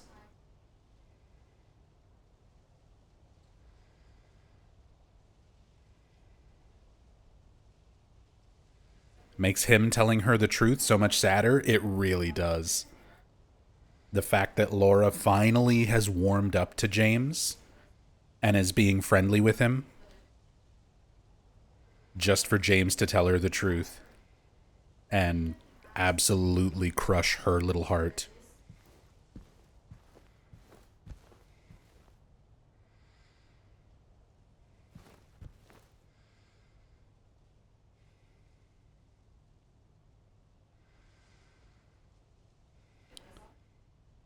Intermezzo by Johann Brahms. I'm a police officer from Brahms, the next town over. I feel like the piano music is very multi-layered in its references. I feel like the fact that they chose a piece of work from Johannes Brahms is a reference to the town of Brahms itself. That couldn't have been coincidental. But then they're also sort of picking pieces of music that feel relevant to sort of the story and the scenes, because there's been other piano music where they've done similar little motifs that kind of align with the story beats and characters at the time, where you find other pianos and other bits of sheet music. Intermezzo. Johannes Brahms.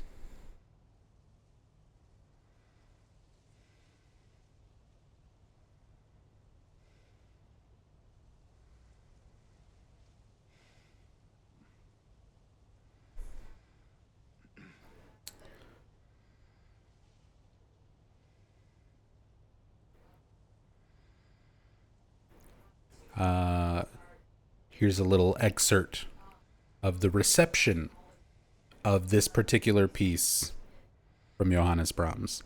These character pieces were described by the critic Edward Hanslick as monologues, which Brahms' biographer Walter Niemann describes as thoroughly personal and subjective, and striking a pensive, graceful, dreamy, resigned, and elegiac note.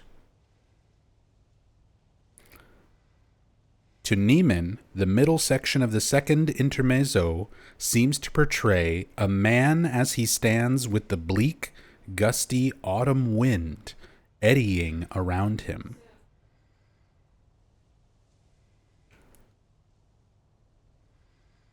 And here is where I would play that music for you, if not for really terrible copyright laws on YouTube.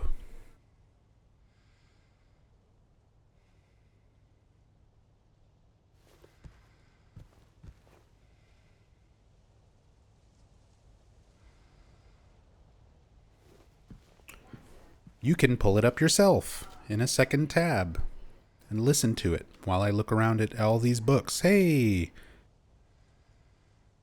It's What's Wrong with Your Face Lady in this box of books. It's been a while since we've seen her.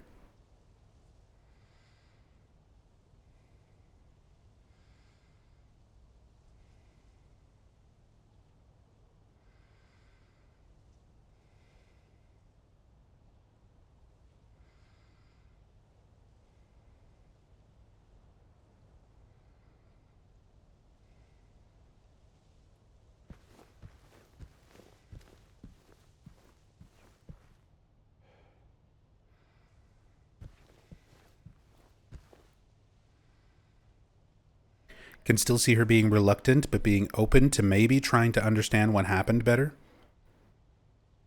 Can't imagine it would be the happiest place for her to be, leaving the town with James, but I can see her at least not being afraid of him, if still not completely trusting. It'd be tough to sell. I mean, that is kind of what the leave ending implies, right? That despite what James had done, the fact that he was being honest with Laura, and Laura seems to kind of have some level of acceptance of, like, leaving with him.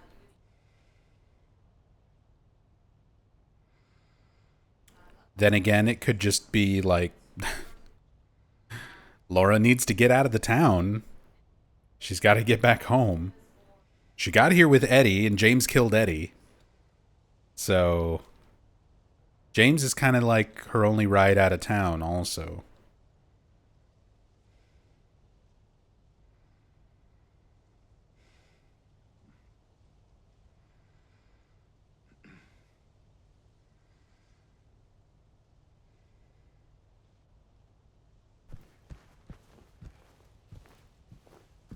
I wonder how that conversation goes.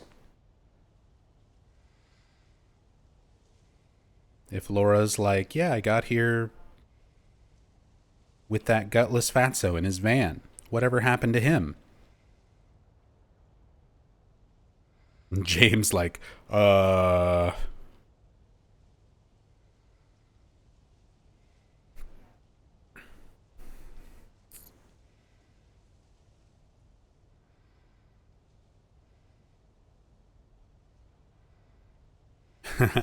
think he left. They make it to the observation deck. His van is still here, though. Maybe he walked. A fatso like him?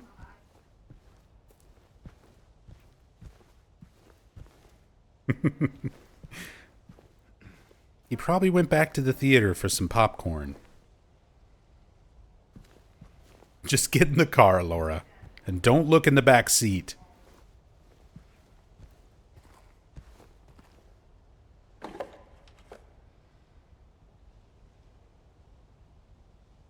Oh Christ, yeah, the back seat. Everyone always forgets about the back seat. That's the best part of the Leave ending. What about the back seat?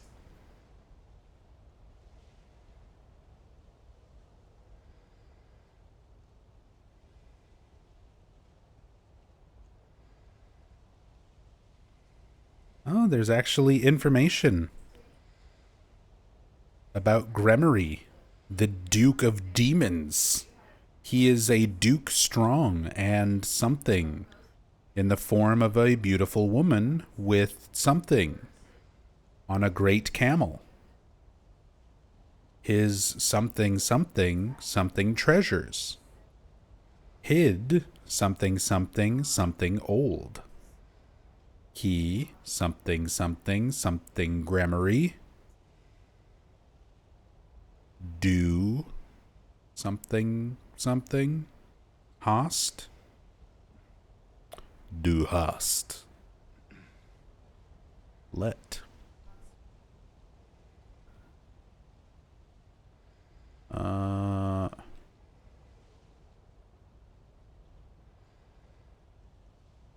Whoops.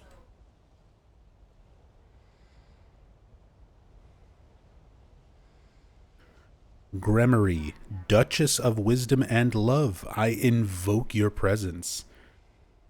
I seek your... Turn the page at the sound of the tone. That's only on page 5, too. This is not just information about Gremory. This is like... summoning Gremory.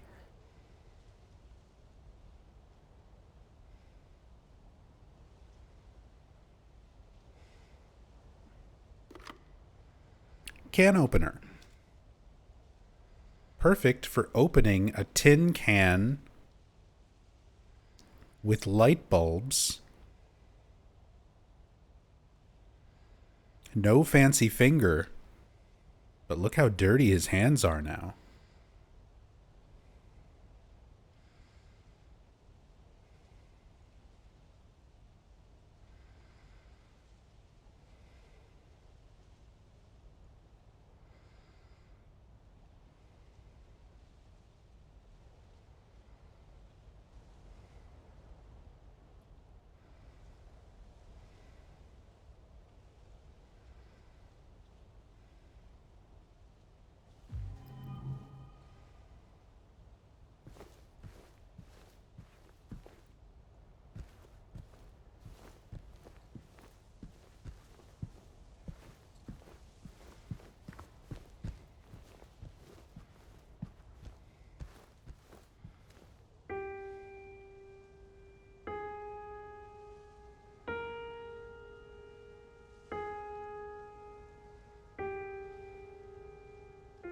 There we go. Play Magdalene one more time before we leave.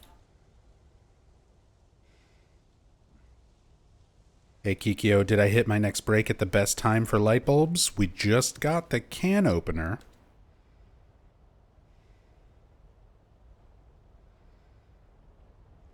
Albert Smith, Certificate of Accreditation. That's one of the Brookhaven. Yeah, these are all the certifications and everything that you find on the walls all throughout Brookhaven, just kind of thrown together in a box.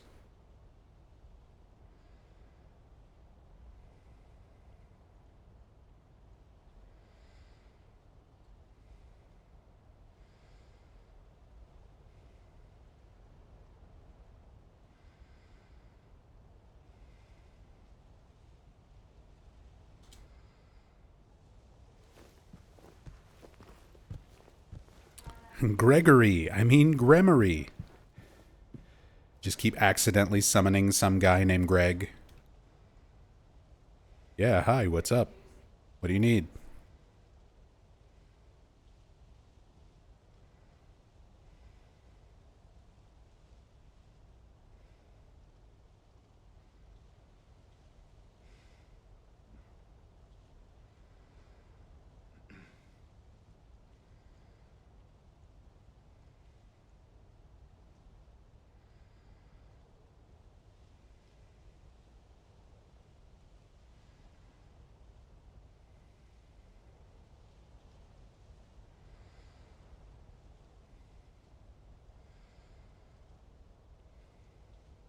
More flowers, floral decor, floral themes, especially around a lot of these locations that are a bit more specific to Mary. The piano that she liked to play.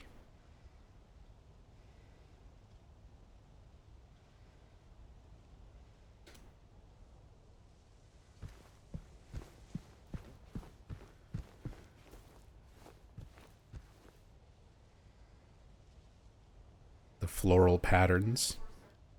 Oh, this reminds me. A friend of mine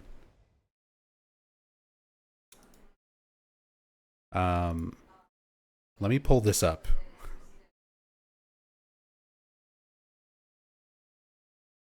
Because a very long time friend of mine in Hirimi's, who we've known for the last, 25 years, who also pops in streams from time to time. Let me get a screenshot of this.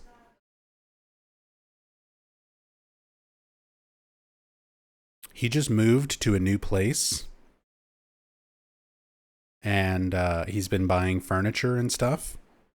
And he posted a thing on his Blue Sky account. Reading chair acquired. So this is my friend Sock Ninja's reading chair.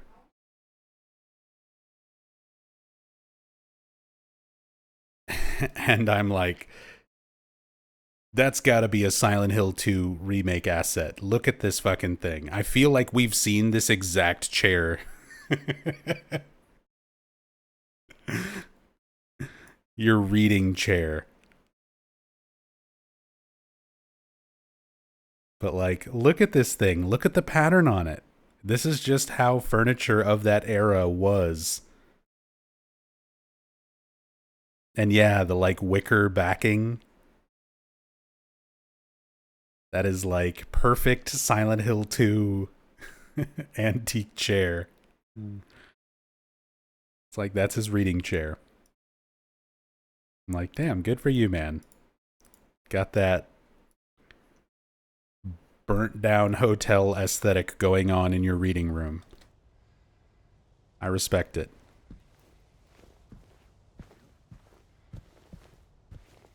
But just sitting here and looking at some of the chairs and furniture in the hotel, it reminded me of that.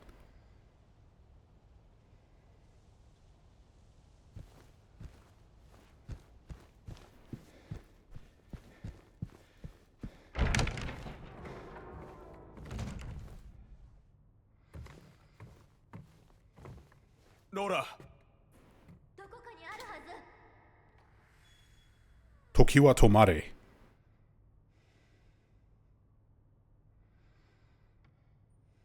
そ shite to toki ga ugoki desu. Oh, and she's gone.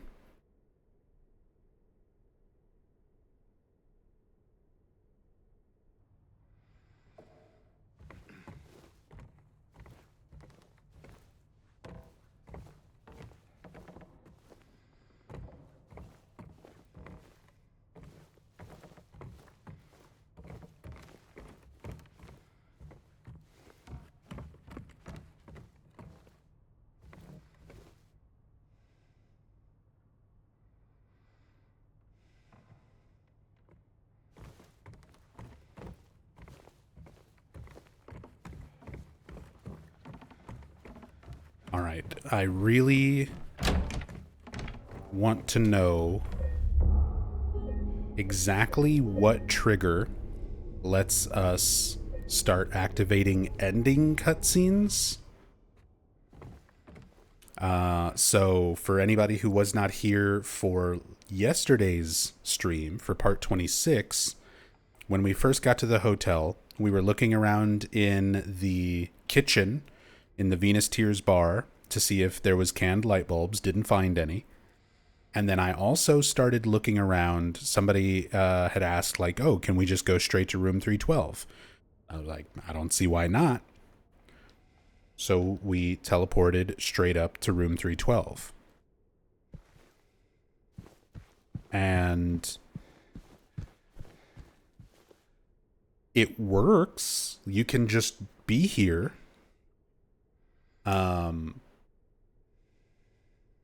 But like when you clip into the room, you get the sound notification for the UFO ending for using the blue gem.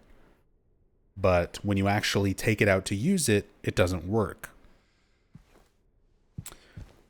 Next to this, we also have the observation room, which is the dog ending room. We have the key for this.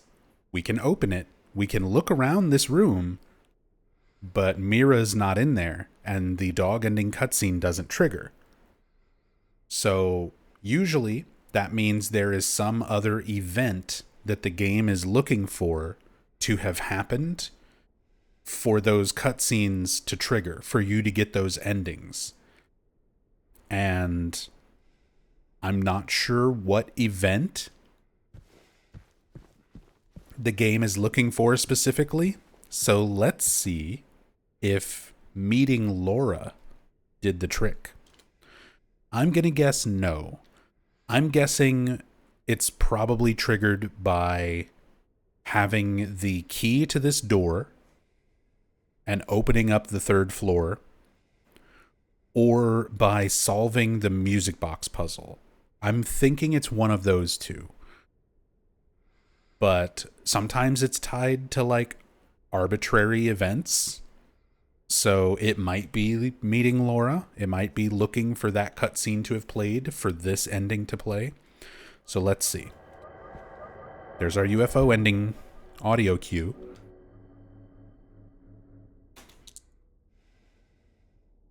But yeah, the blue gem does not activate.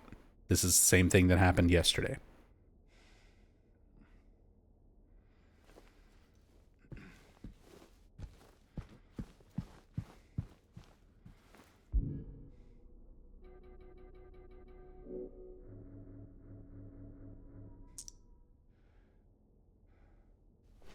Maybe need to pick up the videotape, maybe.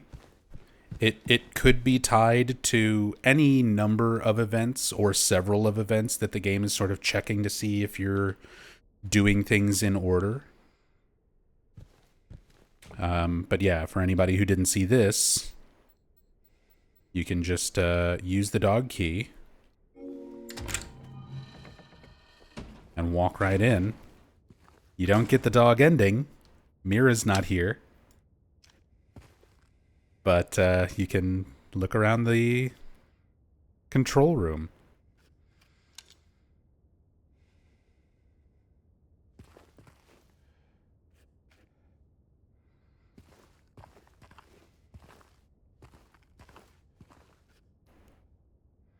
Don't touch anything, James. I love this little graphic It's actually like an accurate map with, Toluca Lake and the town showing like where's Maria, where's James.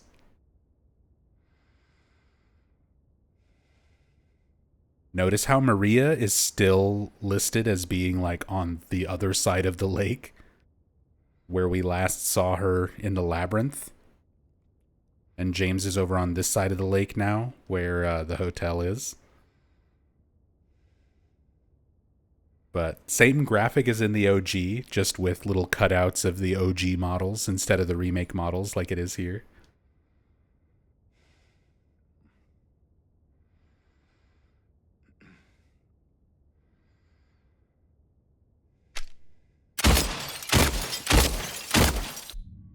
Anyway.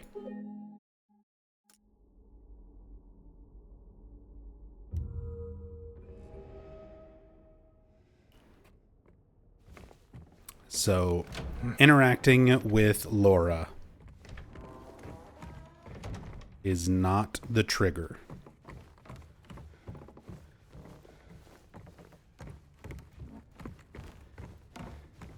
Not the event the game is looking for.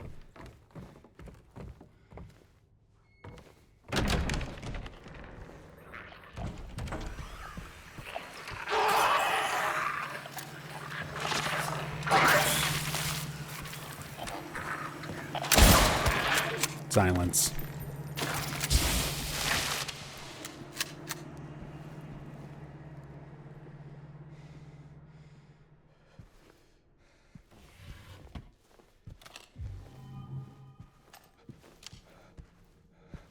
See how we're doing on ammo. 66 handgun. 10 shotgun. We used a lot of shotgun testing stuff out with Eddie.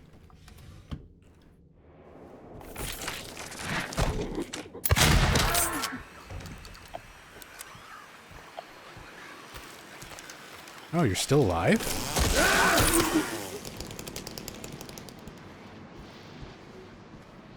But we were testing stuff out with Eddie. We learned that you can destroy every single piece of hanging meat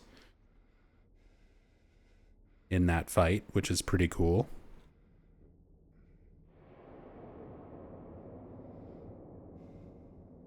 And remove all of the cover.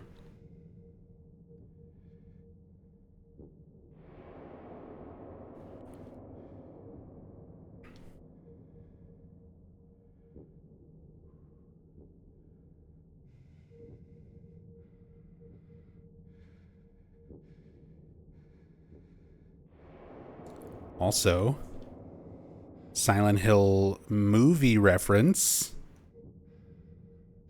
in loving memory of Sean Mitchell. It's a combination of our two lead actors from the first Silent Hill movie, Sean Bean and Rhoda Mitchell.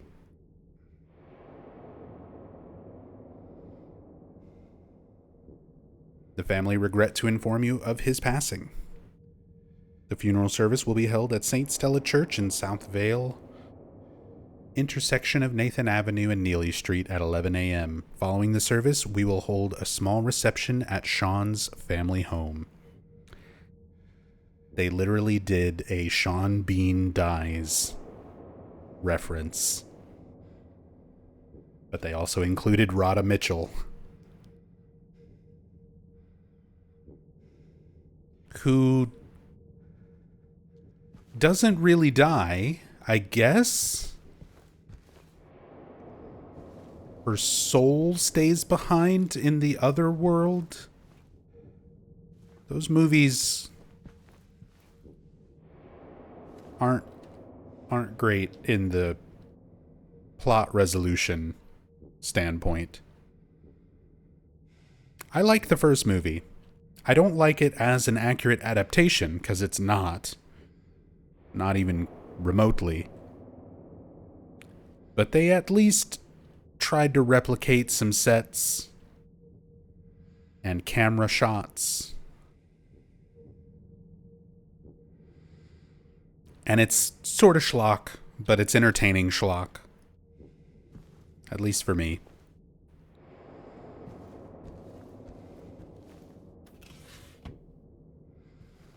And then there's Silent Hill Revelations, which is like not even entertaining as a bad movie.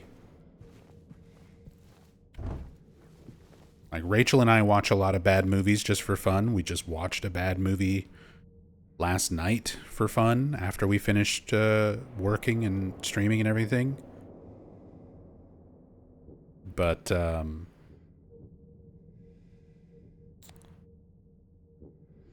Revelations is just painful. The first one, it's not a great adaptation of the game. And unfortunately, a lot of people watch the movie without playing the games and assume that it's very accurate and base a lot of their knowledge of the series on that movie, which is absolutely not something you should do, by the way. Movie story and game story are very different beasts.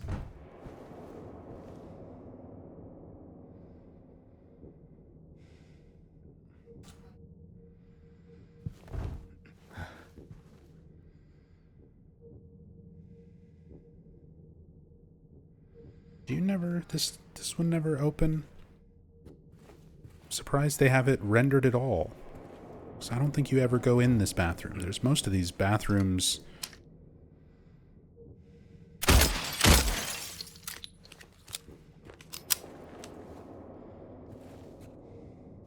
are just going to be closed off.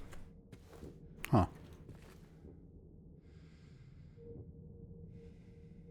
It's strange that I Among Everyone is taking a wait-and-see approach to the new Silent Hill film. That's very noble of you, Yoshio-kun, because I know you're not a fan of the first movie. You don't even enjoy it as, like, schlock bad movie that's entertaining the way I do.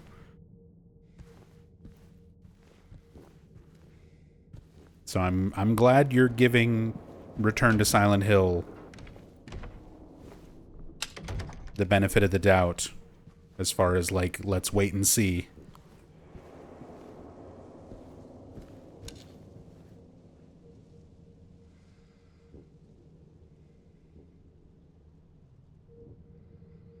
Everyone deserves a second chance. That's fair. Is this the last chance you're going to give Christoph Gans?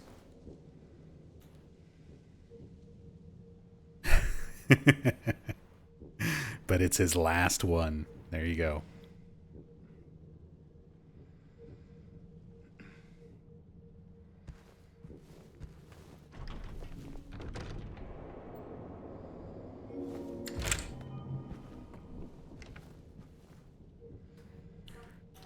It's a teddy bear.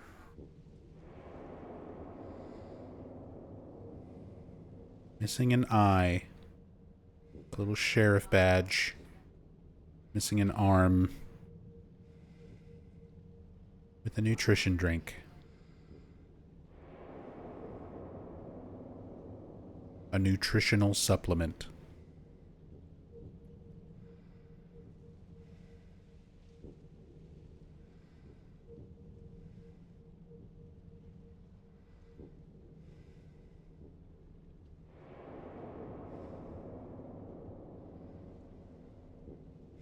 Some ammo, just a bunch of supplies.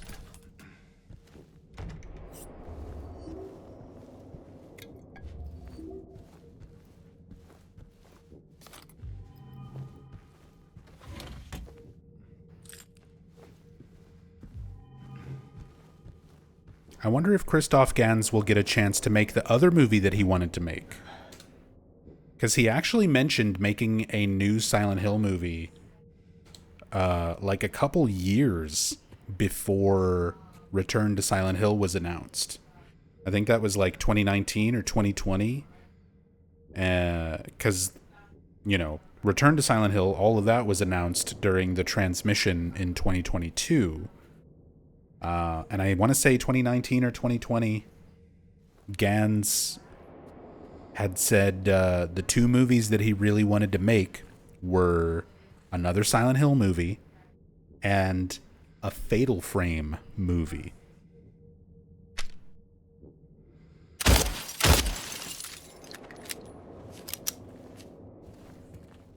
So I wonder if he'll actually get to make that Fatal Frame movie as well. I imagine that might rely heavily on how well Return to Silent Hill does.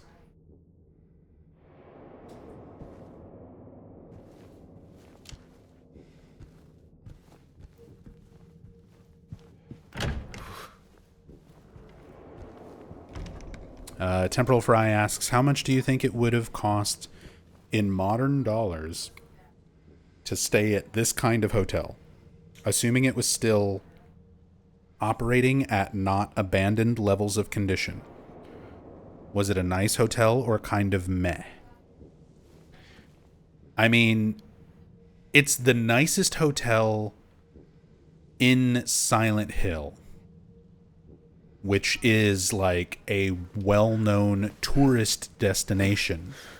It's right next to the theme park. It's right next to Lakeside Amusement Park. So this would be like staying in a nice hotel next to Disneyland. Like, it would not be cheap. This is one of those, like, a regular little room like this would probably be like $500 a night minimum.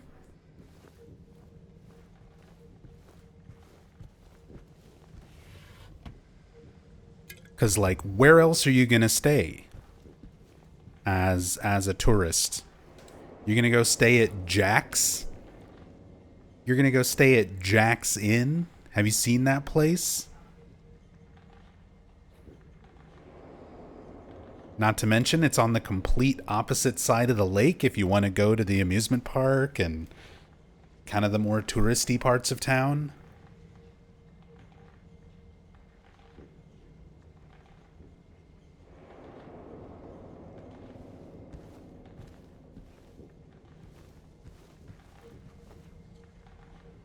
It's only 3 miles away.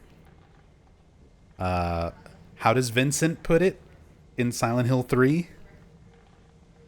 It's a bit far, but closer than heaven.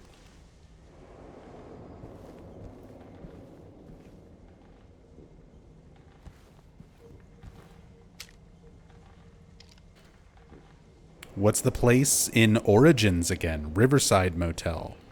Oh yeah, then there's the Origins Motel, where the hotel owner has holes drilled in all the walls and like a secret little area behind all the rooms so that he can peek in at everybody and take photos.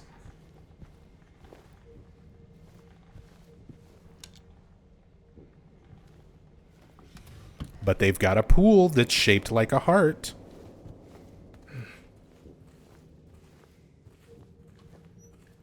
And an arcade with pinball.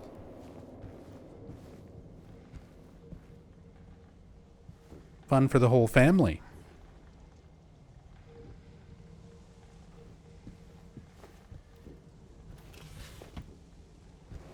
In the OG Silent Hill 2, there's that sign for Lakeside that says 3 miles away.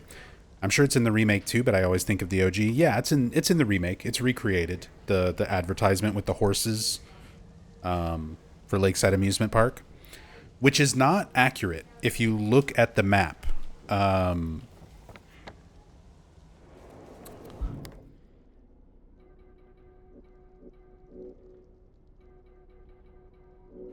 can't remember if they have any of the maps with a... No, you don't really get a thing to get an idea of scale. Usually maps will tell you like half an inch equals 1 mile or whatever.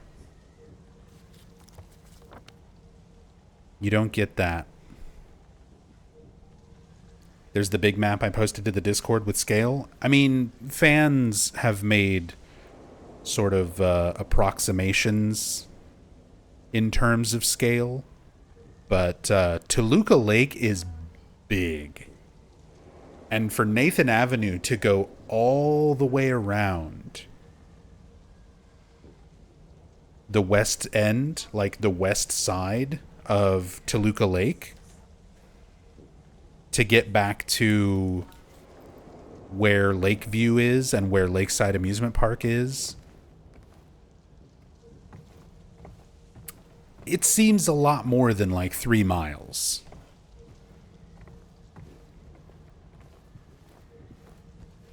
And then I think over on the far east bank of Toluca Lake would be Shepherd's Glen.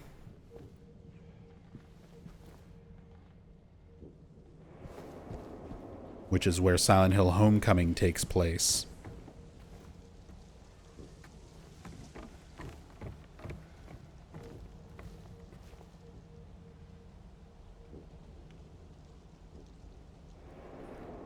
The Silent Hill 1 map has a scale.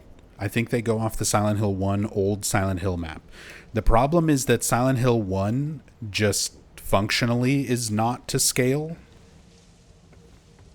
All you have to do is look at how big the roads are in comparison to the cars and Harry.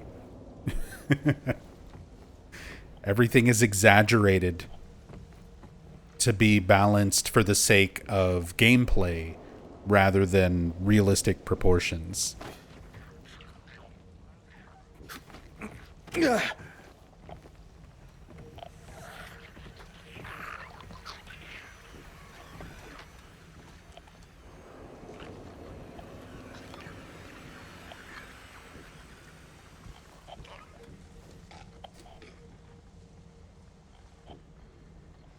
Is Lakeview implied to have been across the lake the whole time during Silent Hill 1? I know it didn't exist until they made 2, but that's where it'd be, right?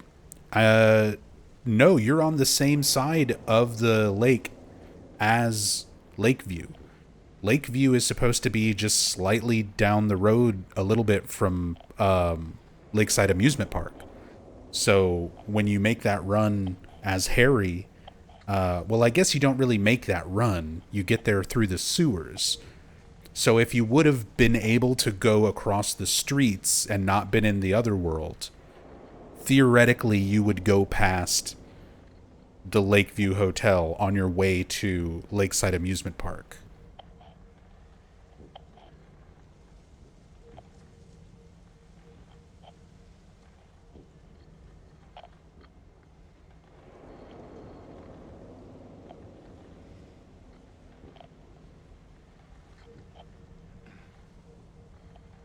These are some of the Historical Society things. These are objects taken from that that website-based museum. There's Old Silent Hill and New Silent Hill. Which ones were Silent Hill 1 and Silent Hill 2 in each? So Silent Hill 2 is in South Vale. Most of it is in South Vale, which is the southern end of Toluca Lake. And then Silent Hill 1 takes place on the northern end of the lake, which is Old Silent Hill, Central Silent Hill, and the Business District. I think they're all labeled.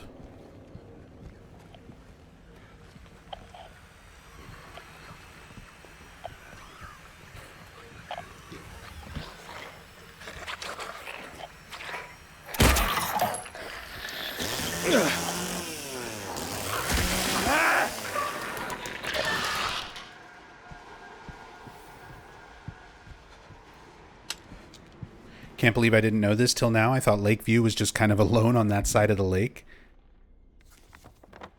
No, it's actually, I said, I don't know how much of a view they give us in the maps available in the game.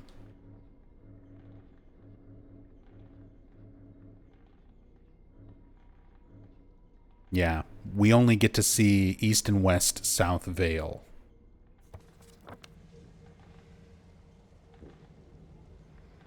So You can see where the Historical Society is in the top left of the map. The edge of Toluca Lake goes up that way. If you go directly north, all the way across the lake from the Historical Society, you hit Lakeview Hotel. And then if you go east, I think it's east, from Lakeview Hotel, you're basically on the road towards the area of Silent Hill 1 where like the Kaufman side quest happens. So Annie's Bar and the Roadrunner or the Indian Runner, all of that stuff. Norman's Hotel.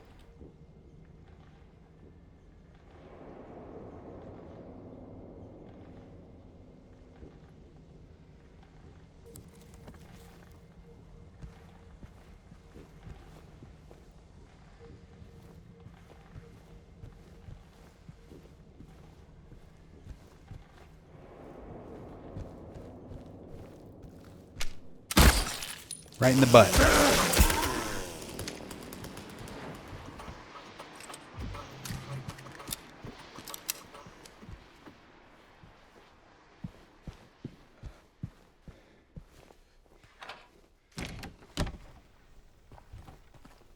Okay, opens up our little side door back to the front entrance. Speaking of maps, make sure I'm thoroughly examining all the rooms. The utility room, which has some interesting stuff. Hedera Helix. Hedera Helix seems to have some kind of pest. Separate from the rest of the plants or they'll all die.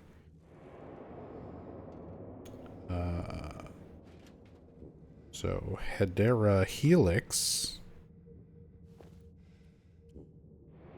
also known as English Ivy, a fast-growing woody evergreen vine native to Europe, Western Asia, and North Africa.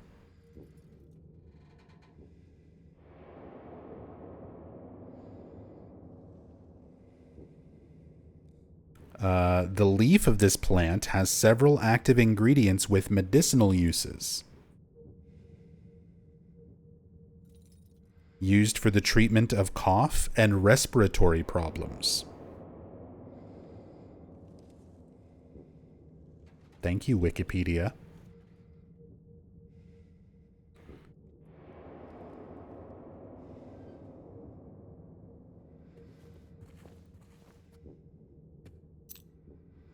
Sunrise Wing Key. I bet you feel real fancy picking that up. Yes, sir.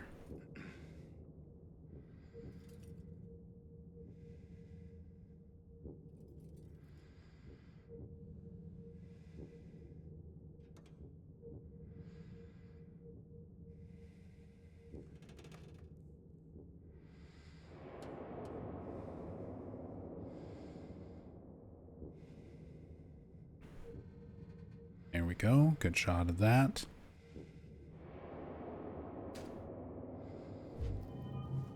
Nub Fancy should be an emote.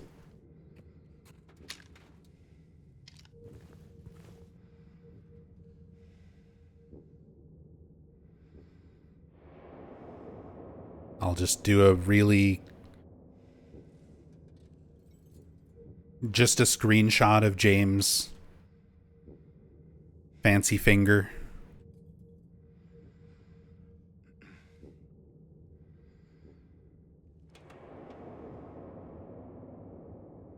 I can make that happen.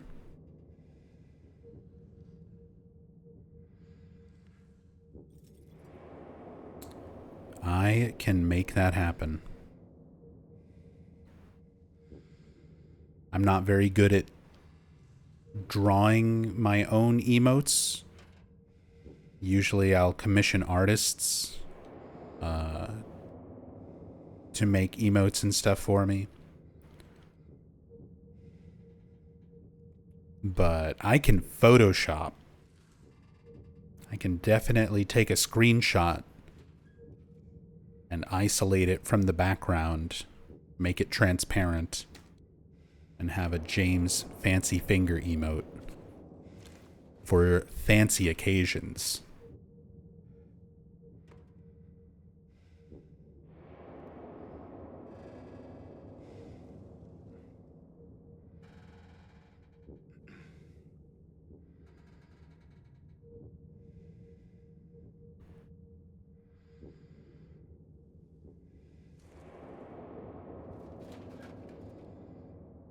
Hey, some garden soil, potting mix for flowers and vegetables. Feeds up to 3 months.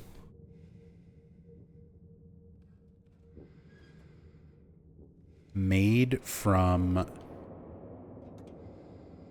food waste that gets thrown away by people, usually.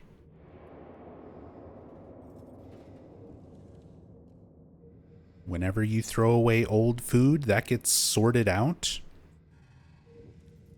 at your local trash facility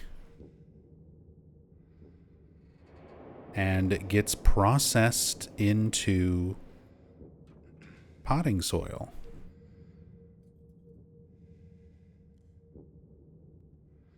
I learned that from watching Dirty Jobs.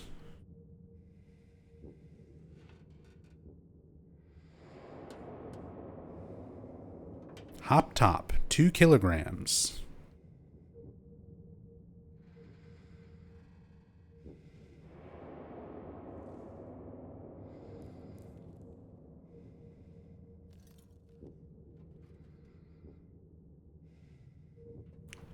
Thanks, Mike Rowe.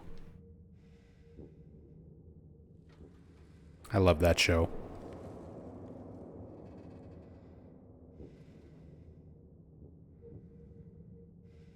Put on Mythbusters while your dad was here a couple months ago and he'd never seen an episode and he loved it. Same. Love me some Mythbusters. I love the edutainment type shows. I love being entertained while learning stuff.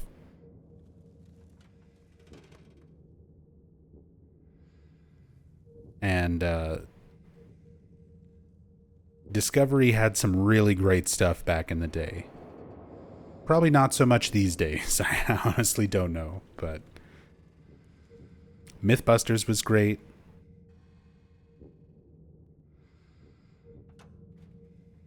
Rest in peace, Grant Imahara.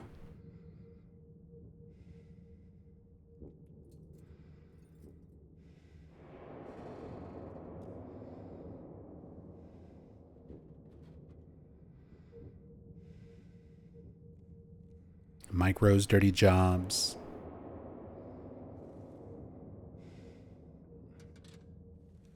Important loading instructions.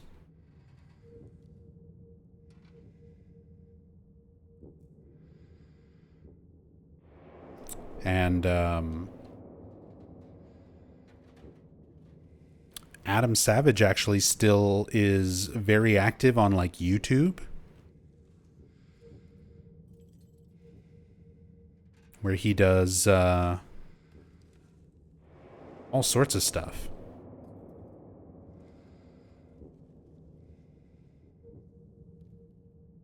From like prop making, and he does streams where he answers like viewer questions. Most people ask about Mythbusters, but answers a lot of general questions and stuff for people who are also scientists and builders and engineers. Does a lot of cool stuff on his channel. I watch a lot of his stuff still. I always watch his stuff and I'm like, I'm terrible at turning my motivation into action. Because he has such a great workshop. And I'm like, man, I want to do this with my garage. I want to clean up my garage. I have all this stuff that I don't use. I've got a 3D printer that's like never been put together and used. And I'm looking at all this cool stuff that he makes with his 3D printer. And it's still sitting in pieces in my garage.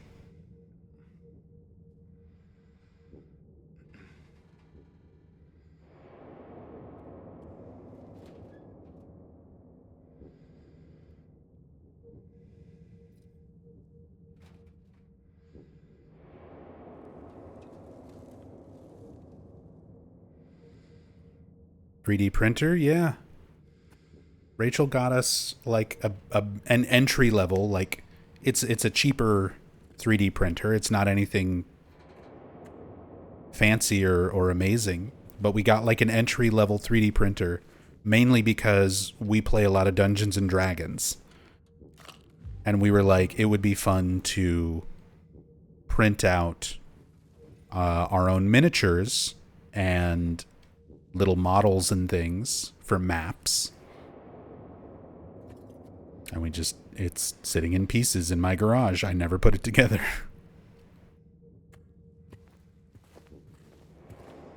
I've also got a couple thousand D&D miniatures because I paint minis.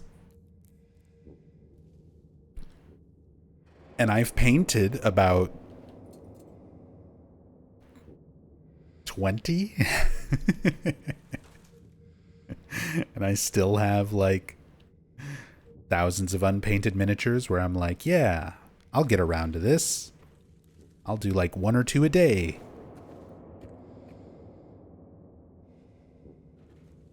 It's hard for me to turn my motivation into action.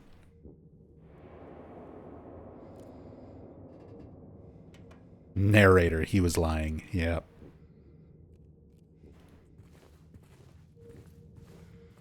It's true, though. It happens.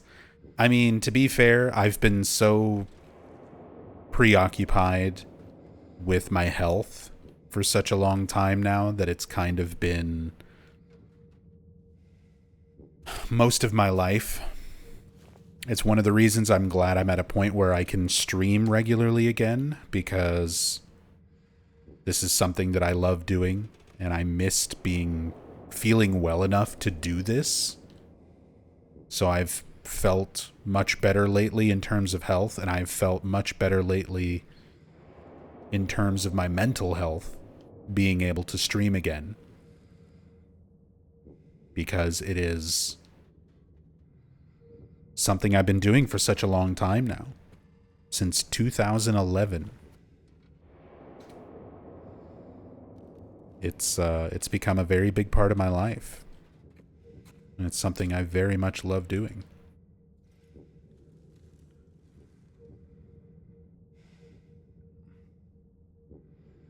But I gotta try and make room for other things too.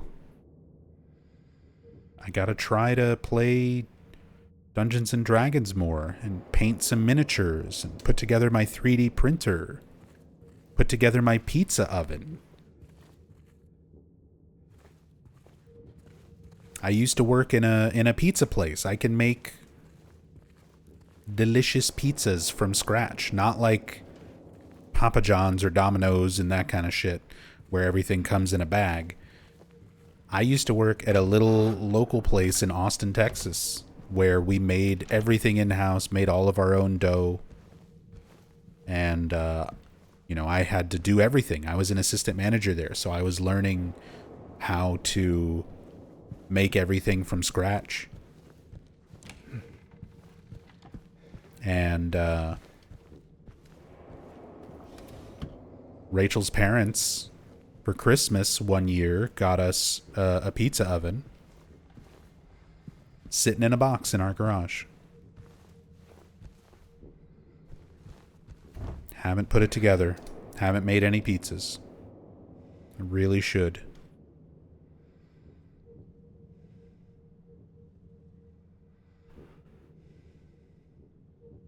All these things. All these things in life that I need to do and just haven't made time.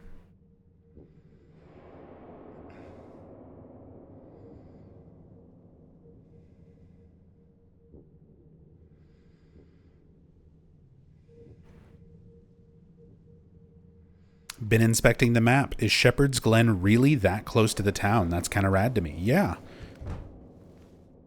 Homecoming takes place, like the town itself is on Toluca Lake. Allegedly, TM. I mean, yeah. It depends on how much you want to consider Homecoming in the overall canon. Which, you know, you really shouldn't. You really shouldn't. But it's fun to think about in terms of an like overall map with Shepherd's Glen being a part of it. Hey, 9:10 on the clock.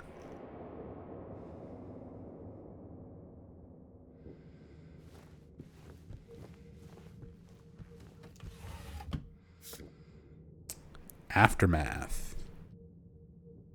This is the millennium of Aftermath.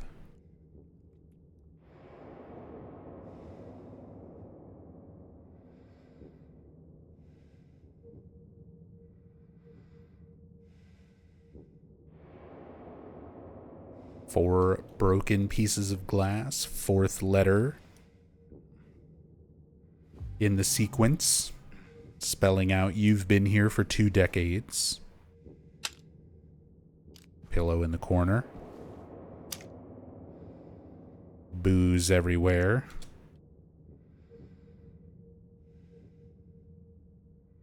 Someone spilled their whiskey. Clearly that's what that stain is and nothing else. Cigarettes and bottle caps, burnt matches.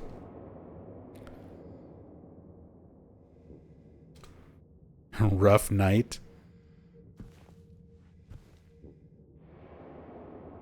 Hey, I've definitely been to some hotel parties where you'd be lucky if the room was this clean when you wake up the next day. This is nothing.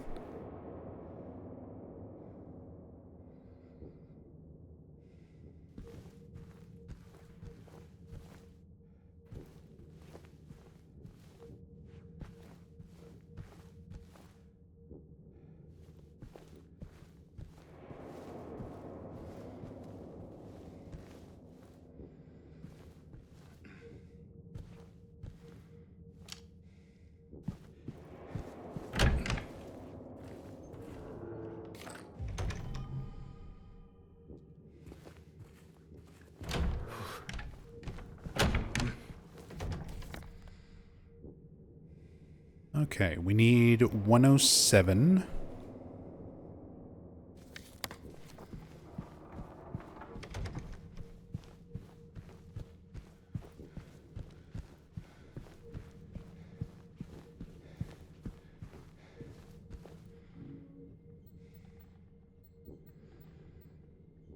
Which we don't have yet.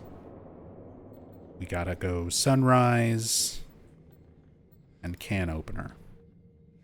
Eventually 312.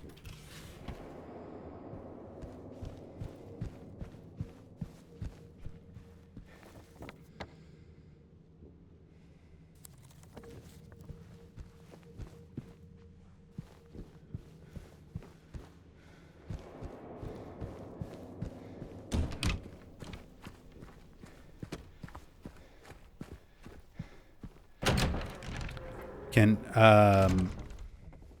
you know what's kind of offensive is the Shattered Memories map. They move a lot of streets around and even get rid of some streets. But at least Shattered Memories map has a more realistic scale. Can at least excuse Shattered Memories as a game that is pretty blatantly an alternate universe tale. Same.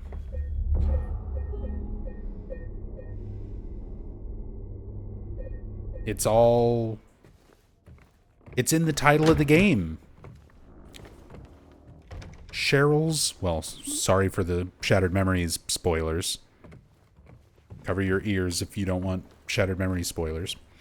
But Cheryl's memories are shattered. The whole game is her sort of incorrect memories of her life and her father.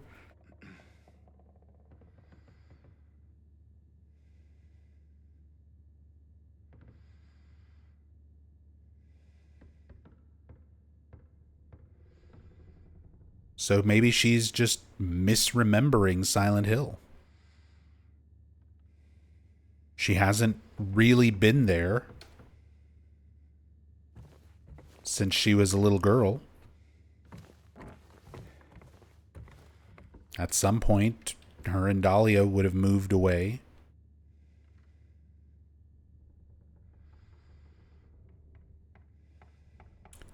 Some wonderful pictures here. Lots of references. So, first of all, there's the San Pedro Church in Avila, Spain, aka the Rebirth Ending Island Church, as part of this painting.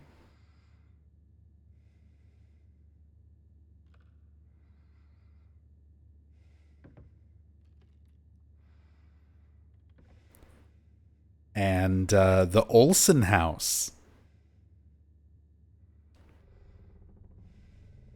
We've got an Olsen house painting. So the Olsen house is a real life location that was made famous by paintings. So let me pull up the Olsen house, which is located in Cushing, Maine.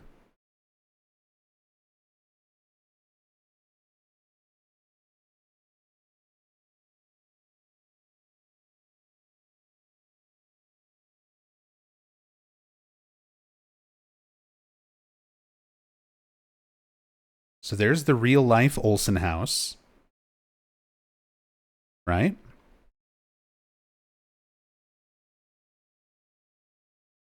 And this was used as the inspiration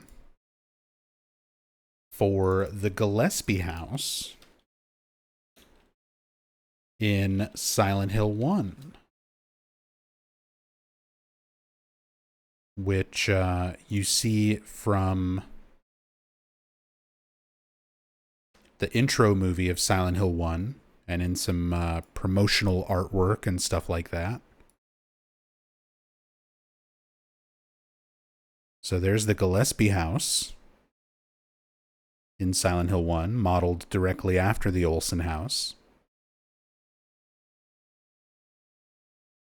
And the fact that it was also made famous through paintings like Christina's World by Andrew Wyeth.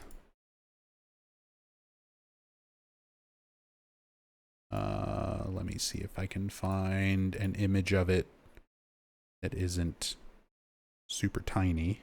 There we go.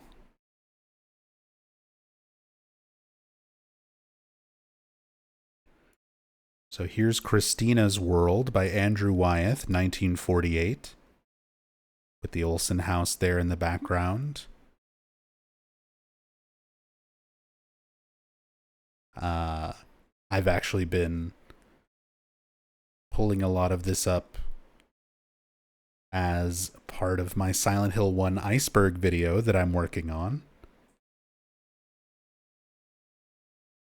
But information that I've known for quite a while and talked about in several of my Silent Hill 1 story playthroughs over the last decade.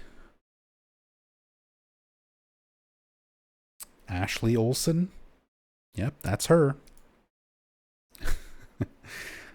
Actually, the person in the painting is Anna Christina Olsen, who had a degenerative muscular disorder called Charcot-Marie tooth disorder, So she was unable to walk and was very against being confined to a wheelchair.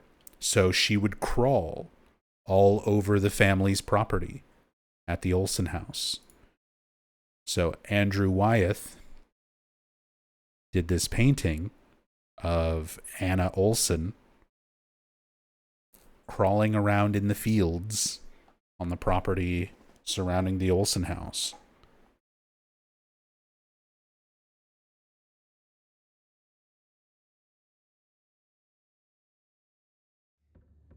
But we have this wonderful rendition of the Olsen house in our own painting here in the hotel, in the remake.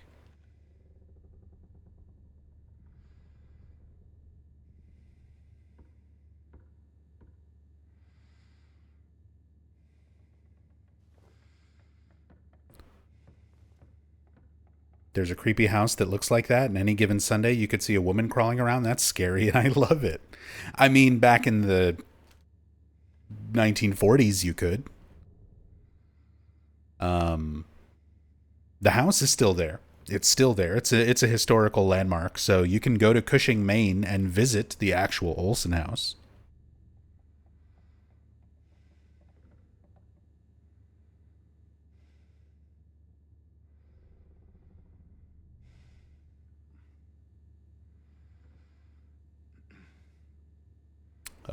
What is this one? This one is not familiar to me, but it looks like it would be a real painting.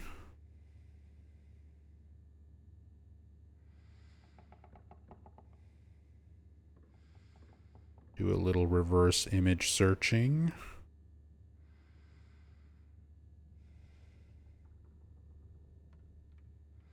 One moment.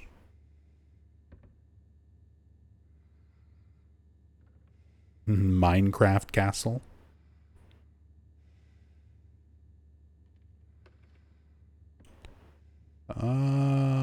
Antique castle and bridge with figures. That's not it. Italy. Lazio, what the old castle looked like. That's similar, but that's not it.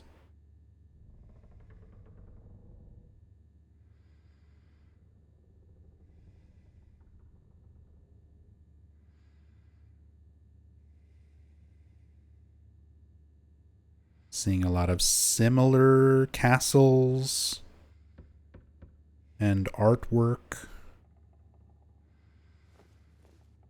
but nothing I can find an exact match to.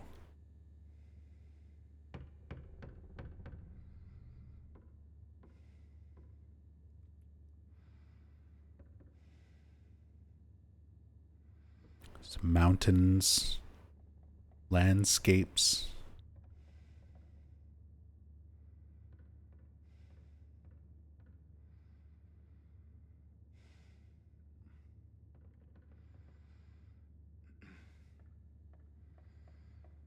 But the way Bluebird Team is with a lot of their artwork and their references, I feel like everything here has some level of intention behind it, like what it is or what it's referencing or why it's used.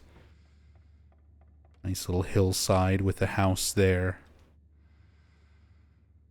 Again, the ones that stand out the most to me, the ones I can actually recognize, are the San Pedro Church from Spain, the Rebirth Ending Island and Church, and the Olsen House from Silent Hill 1, Gillespie House, essentially.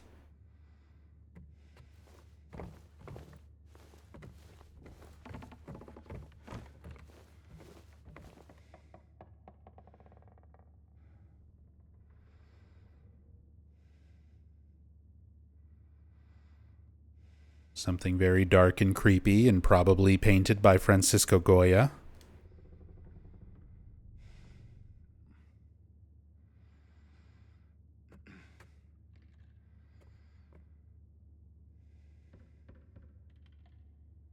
Incredible Joe, thank you so much for the 24 months.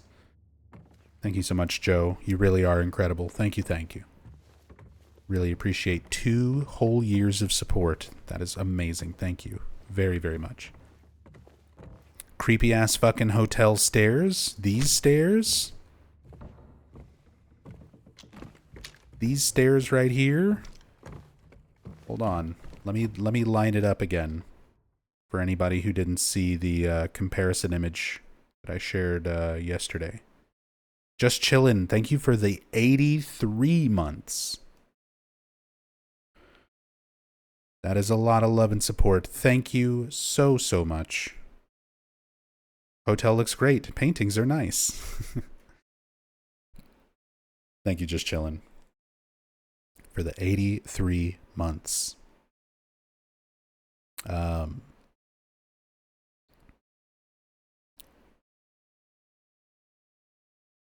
So here's the lobby of the Stanley Hotel in Colorado. The hotel that the Overlook from Stephen King's Shining is based on.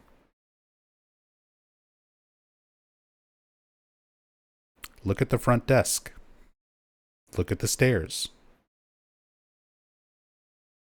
Look at the doors and rooms next to the stairs. The photo you walked in on last night? I mean, look. It's literally, they recreated this whole section of the Stanley Hotel here with the stairs and everything.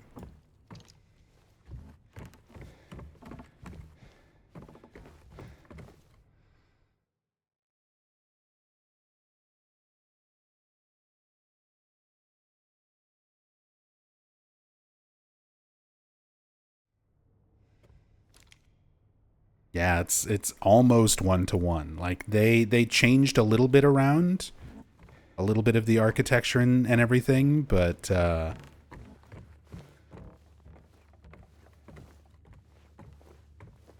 nearly identical. Yeah, even the wallpaper is the same.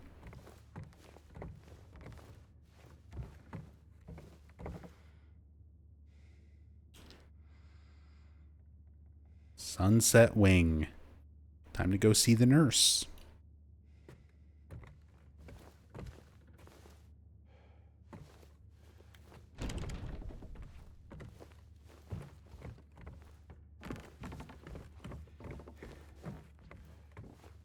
Oh wait, we have the Sunrise Wing key. As opposed to the Sunset Wing.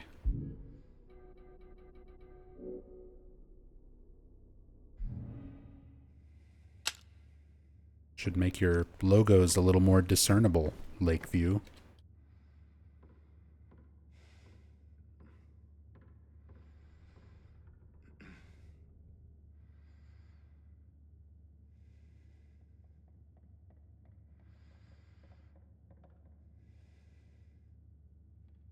There's the pleasure room. We're going to the reading room in the Sunrise Wing.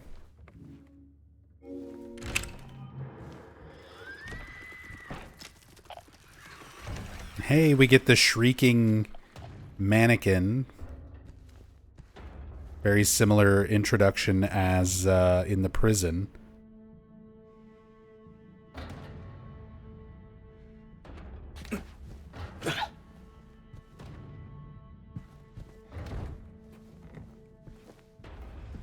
Another clock at 10 past 9 in 15 seconds.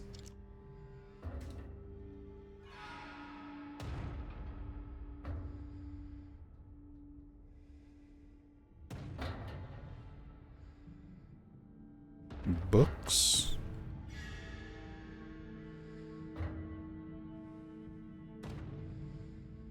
Broken glasses. Repeated assets.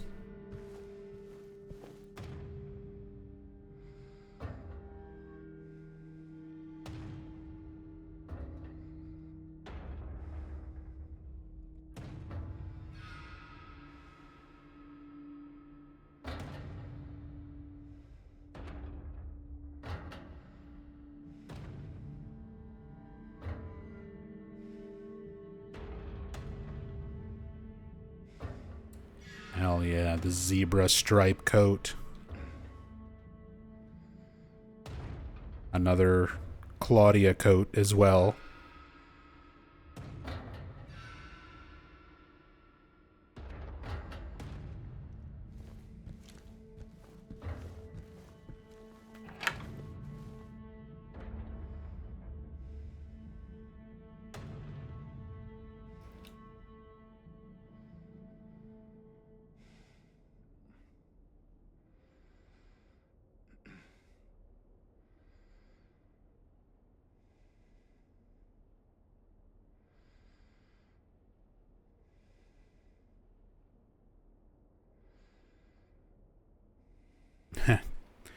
The vines outside are clipping in here.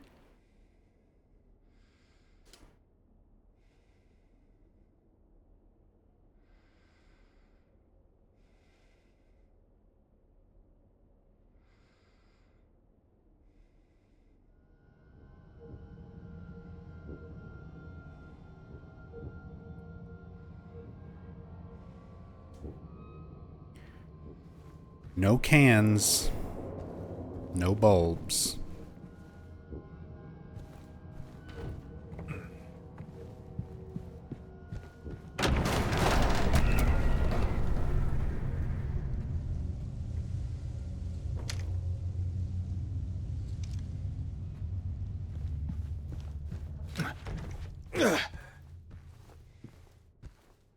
We'll come back to that. The wind jump scare. Oh.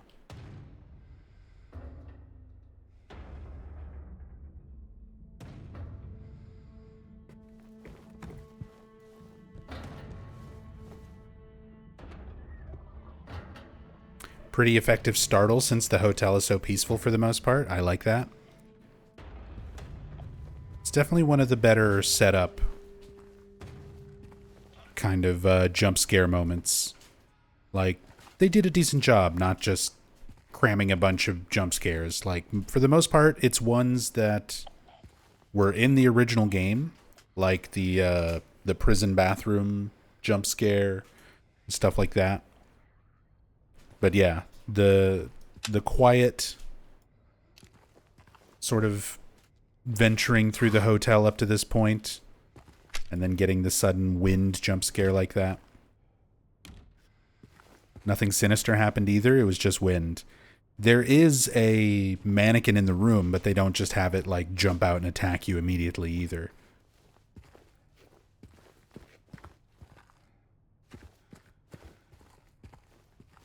I mean, there's lots of mannequins in the room. You know what I mean.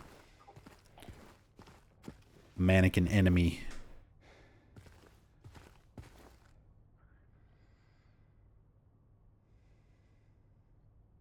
Pablo Gatto's Pets Under Our Garden.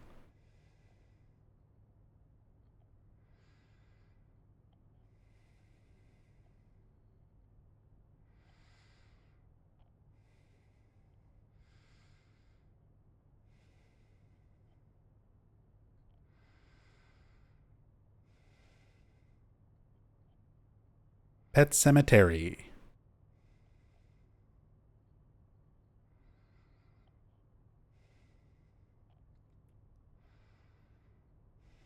Jules Society. Same book is downstairs on the shelves behind the front desk.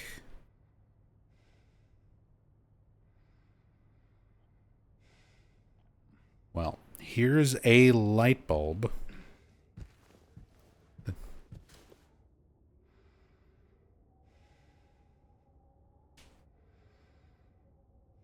It's not the light bulb, and it's not in a can.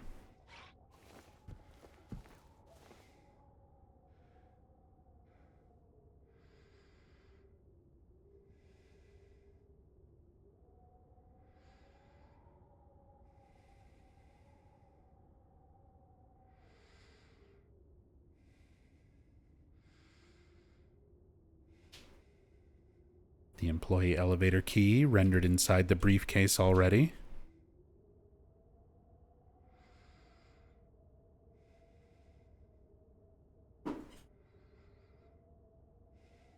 can already see the word help spelled out on the dials.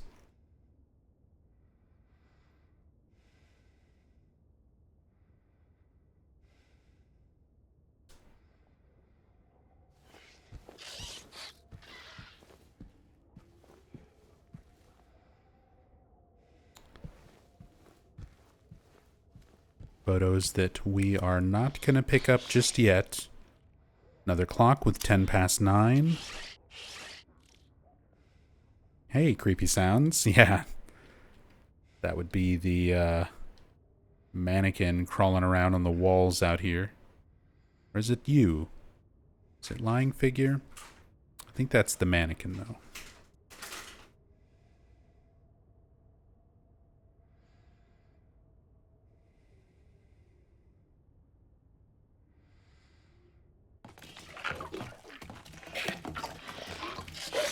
Oh, that's you. It's the one crawling around.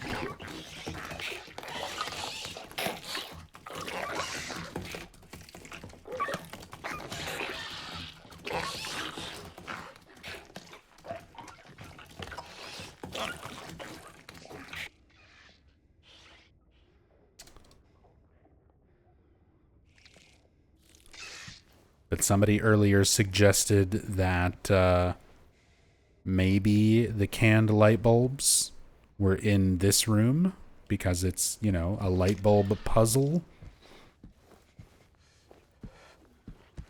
But I don't see any cans. Unless it's in the ashtray.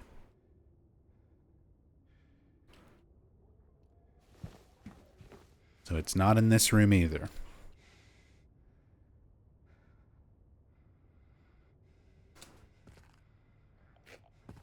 But this is where I'm going to have to call it for tonight.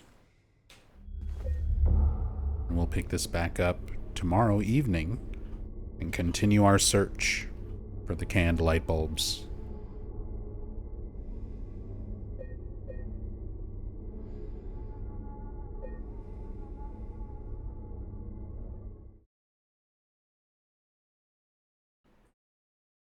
But thank you so much, everybody.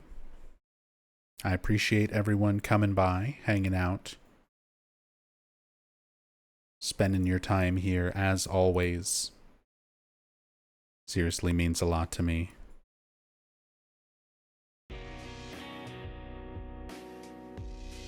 Thank you all so much for all the love and support. And just being here and enjoying what I do. Thanks again to Just Chillin' for the 83 months. Incredible Joe for the 24 months.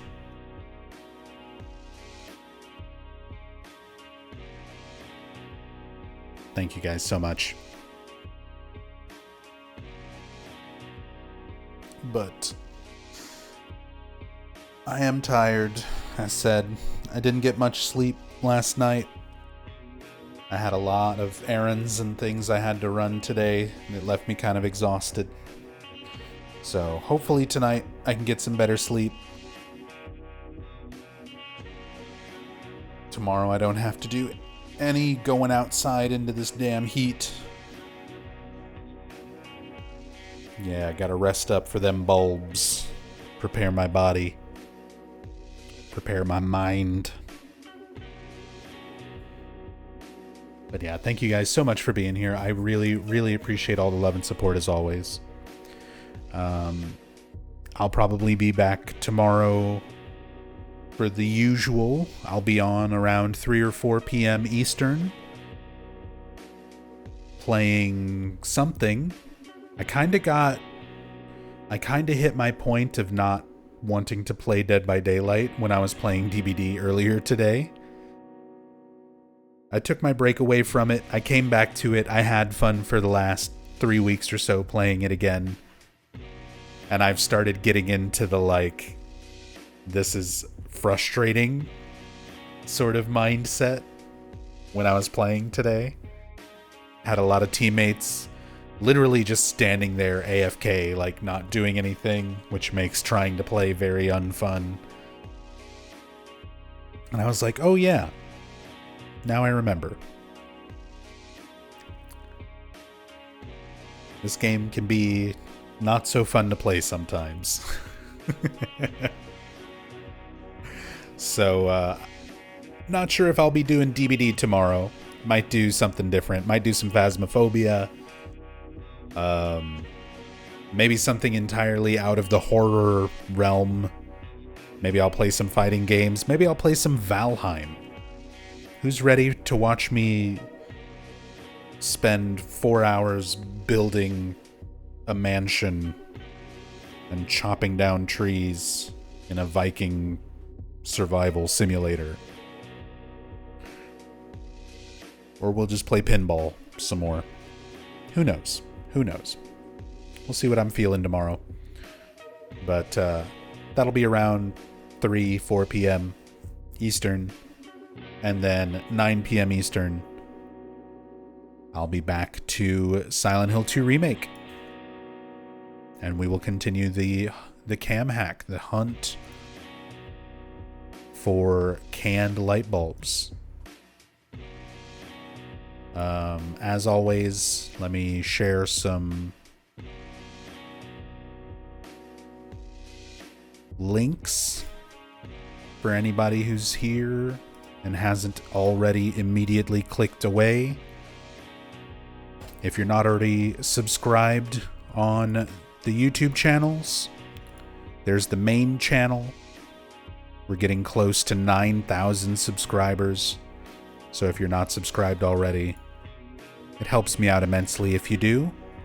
I put a lot of work and effort into the videos. Everything is archived on this secondary channel as well, which we're almost to 400 subscribers.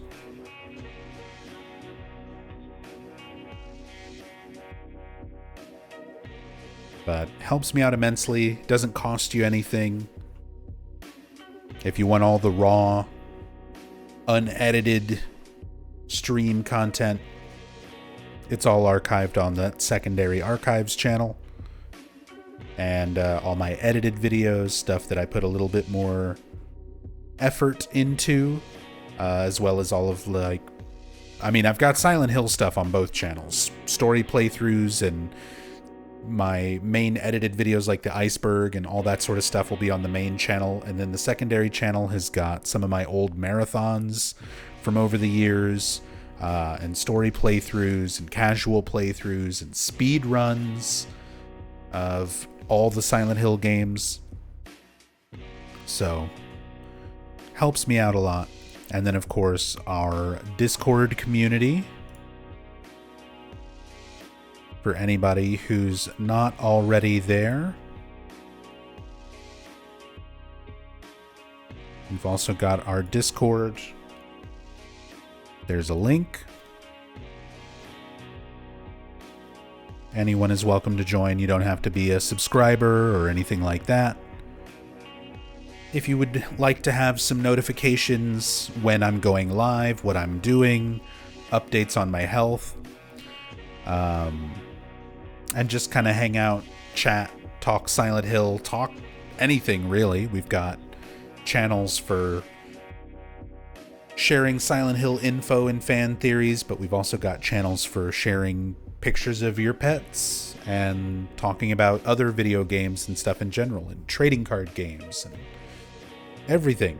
So, cool way just to keep up with me and keep up with the community. But that is going to be it for me. I'm going to try to get some rest and hopefully see you all tomorrow. So, till then, be good to yourselves. Be good to each other. Much love. Peace.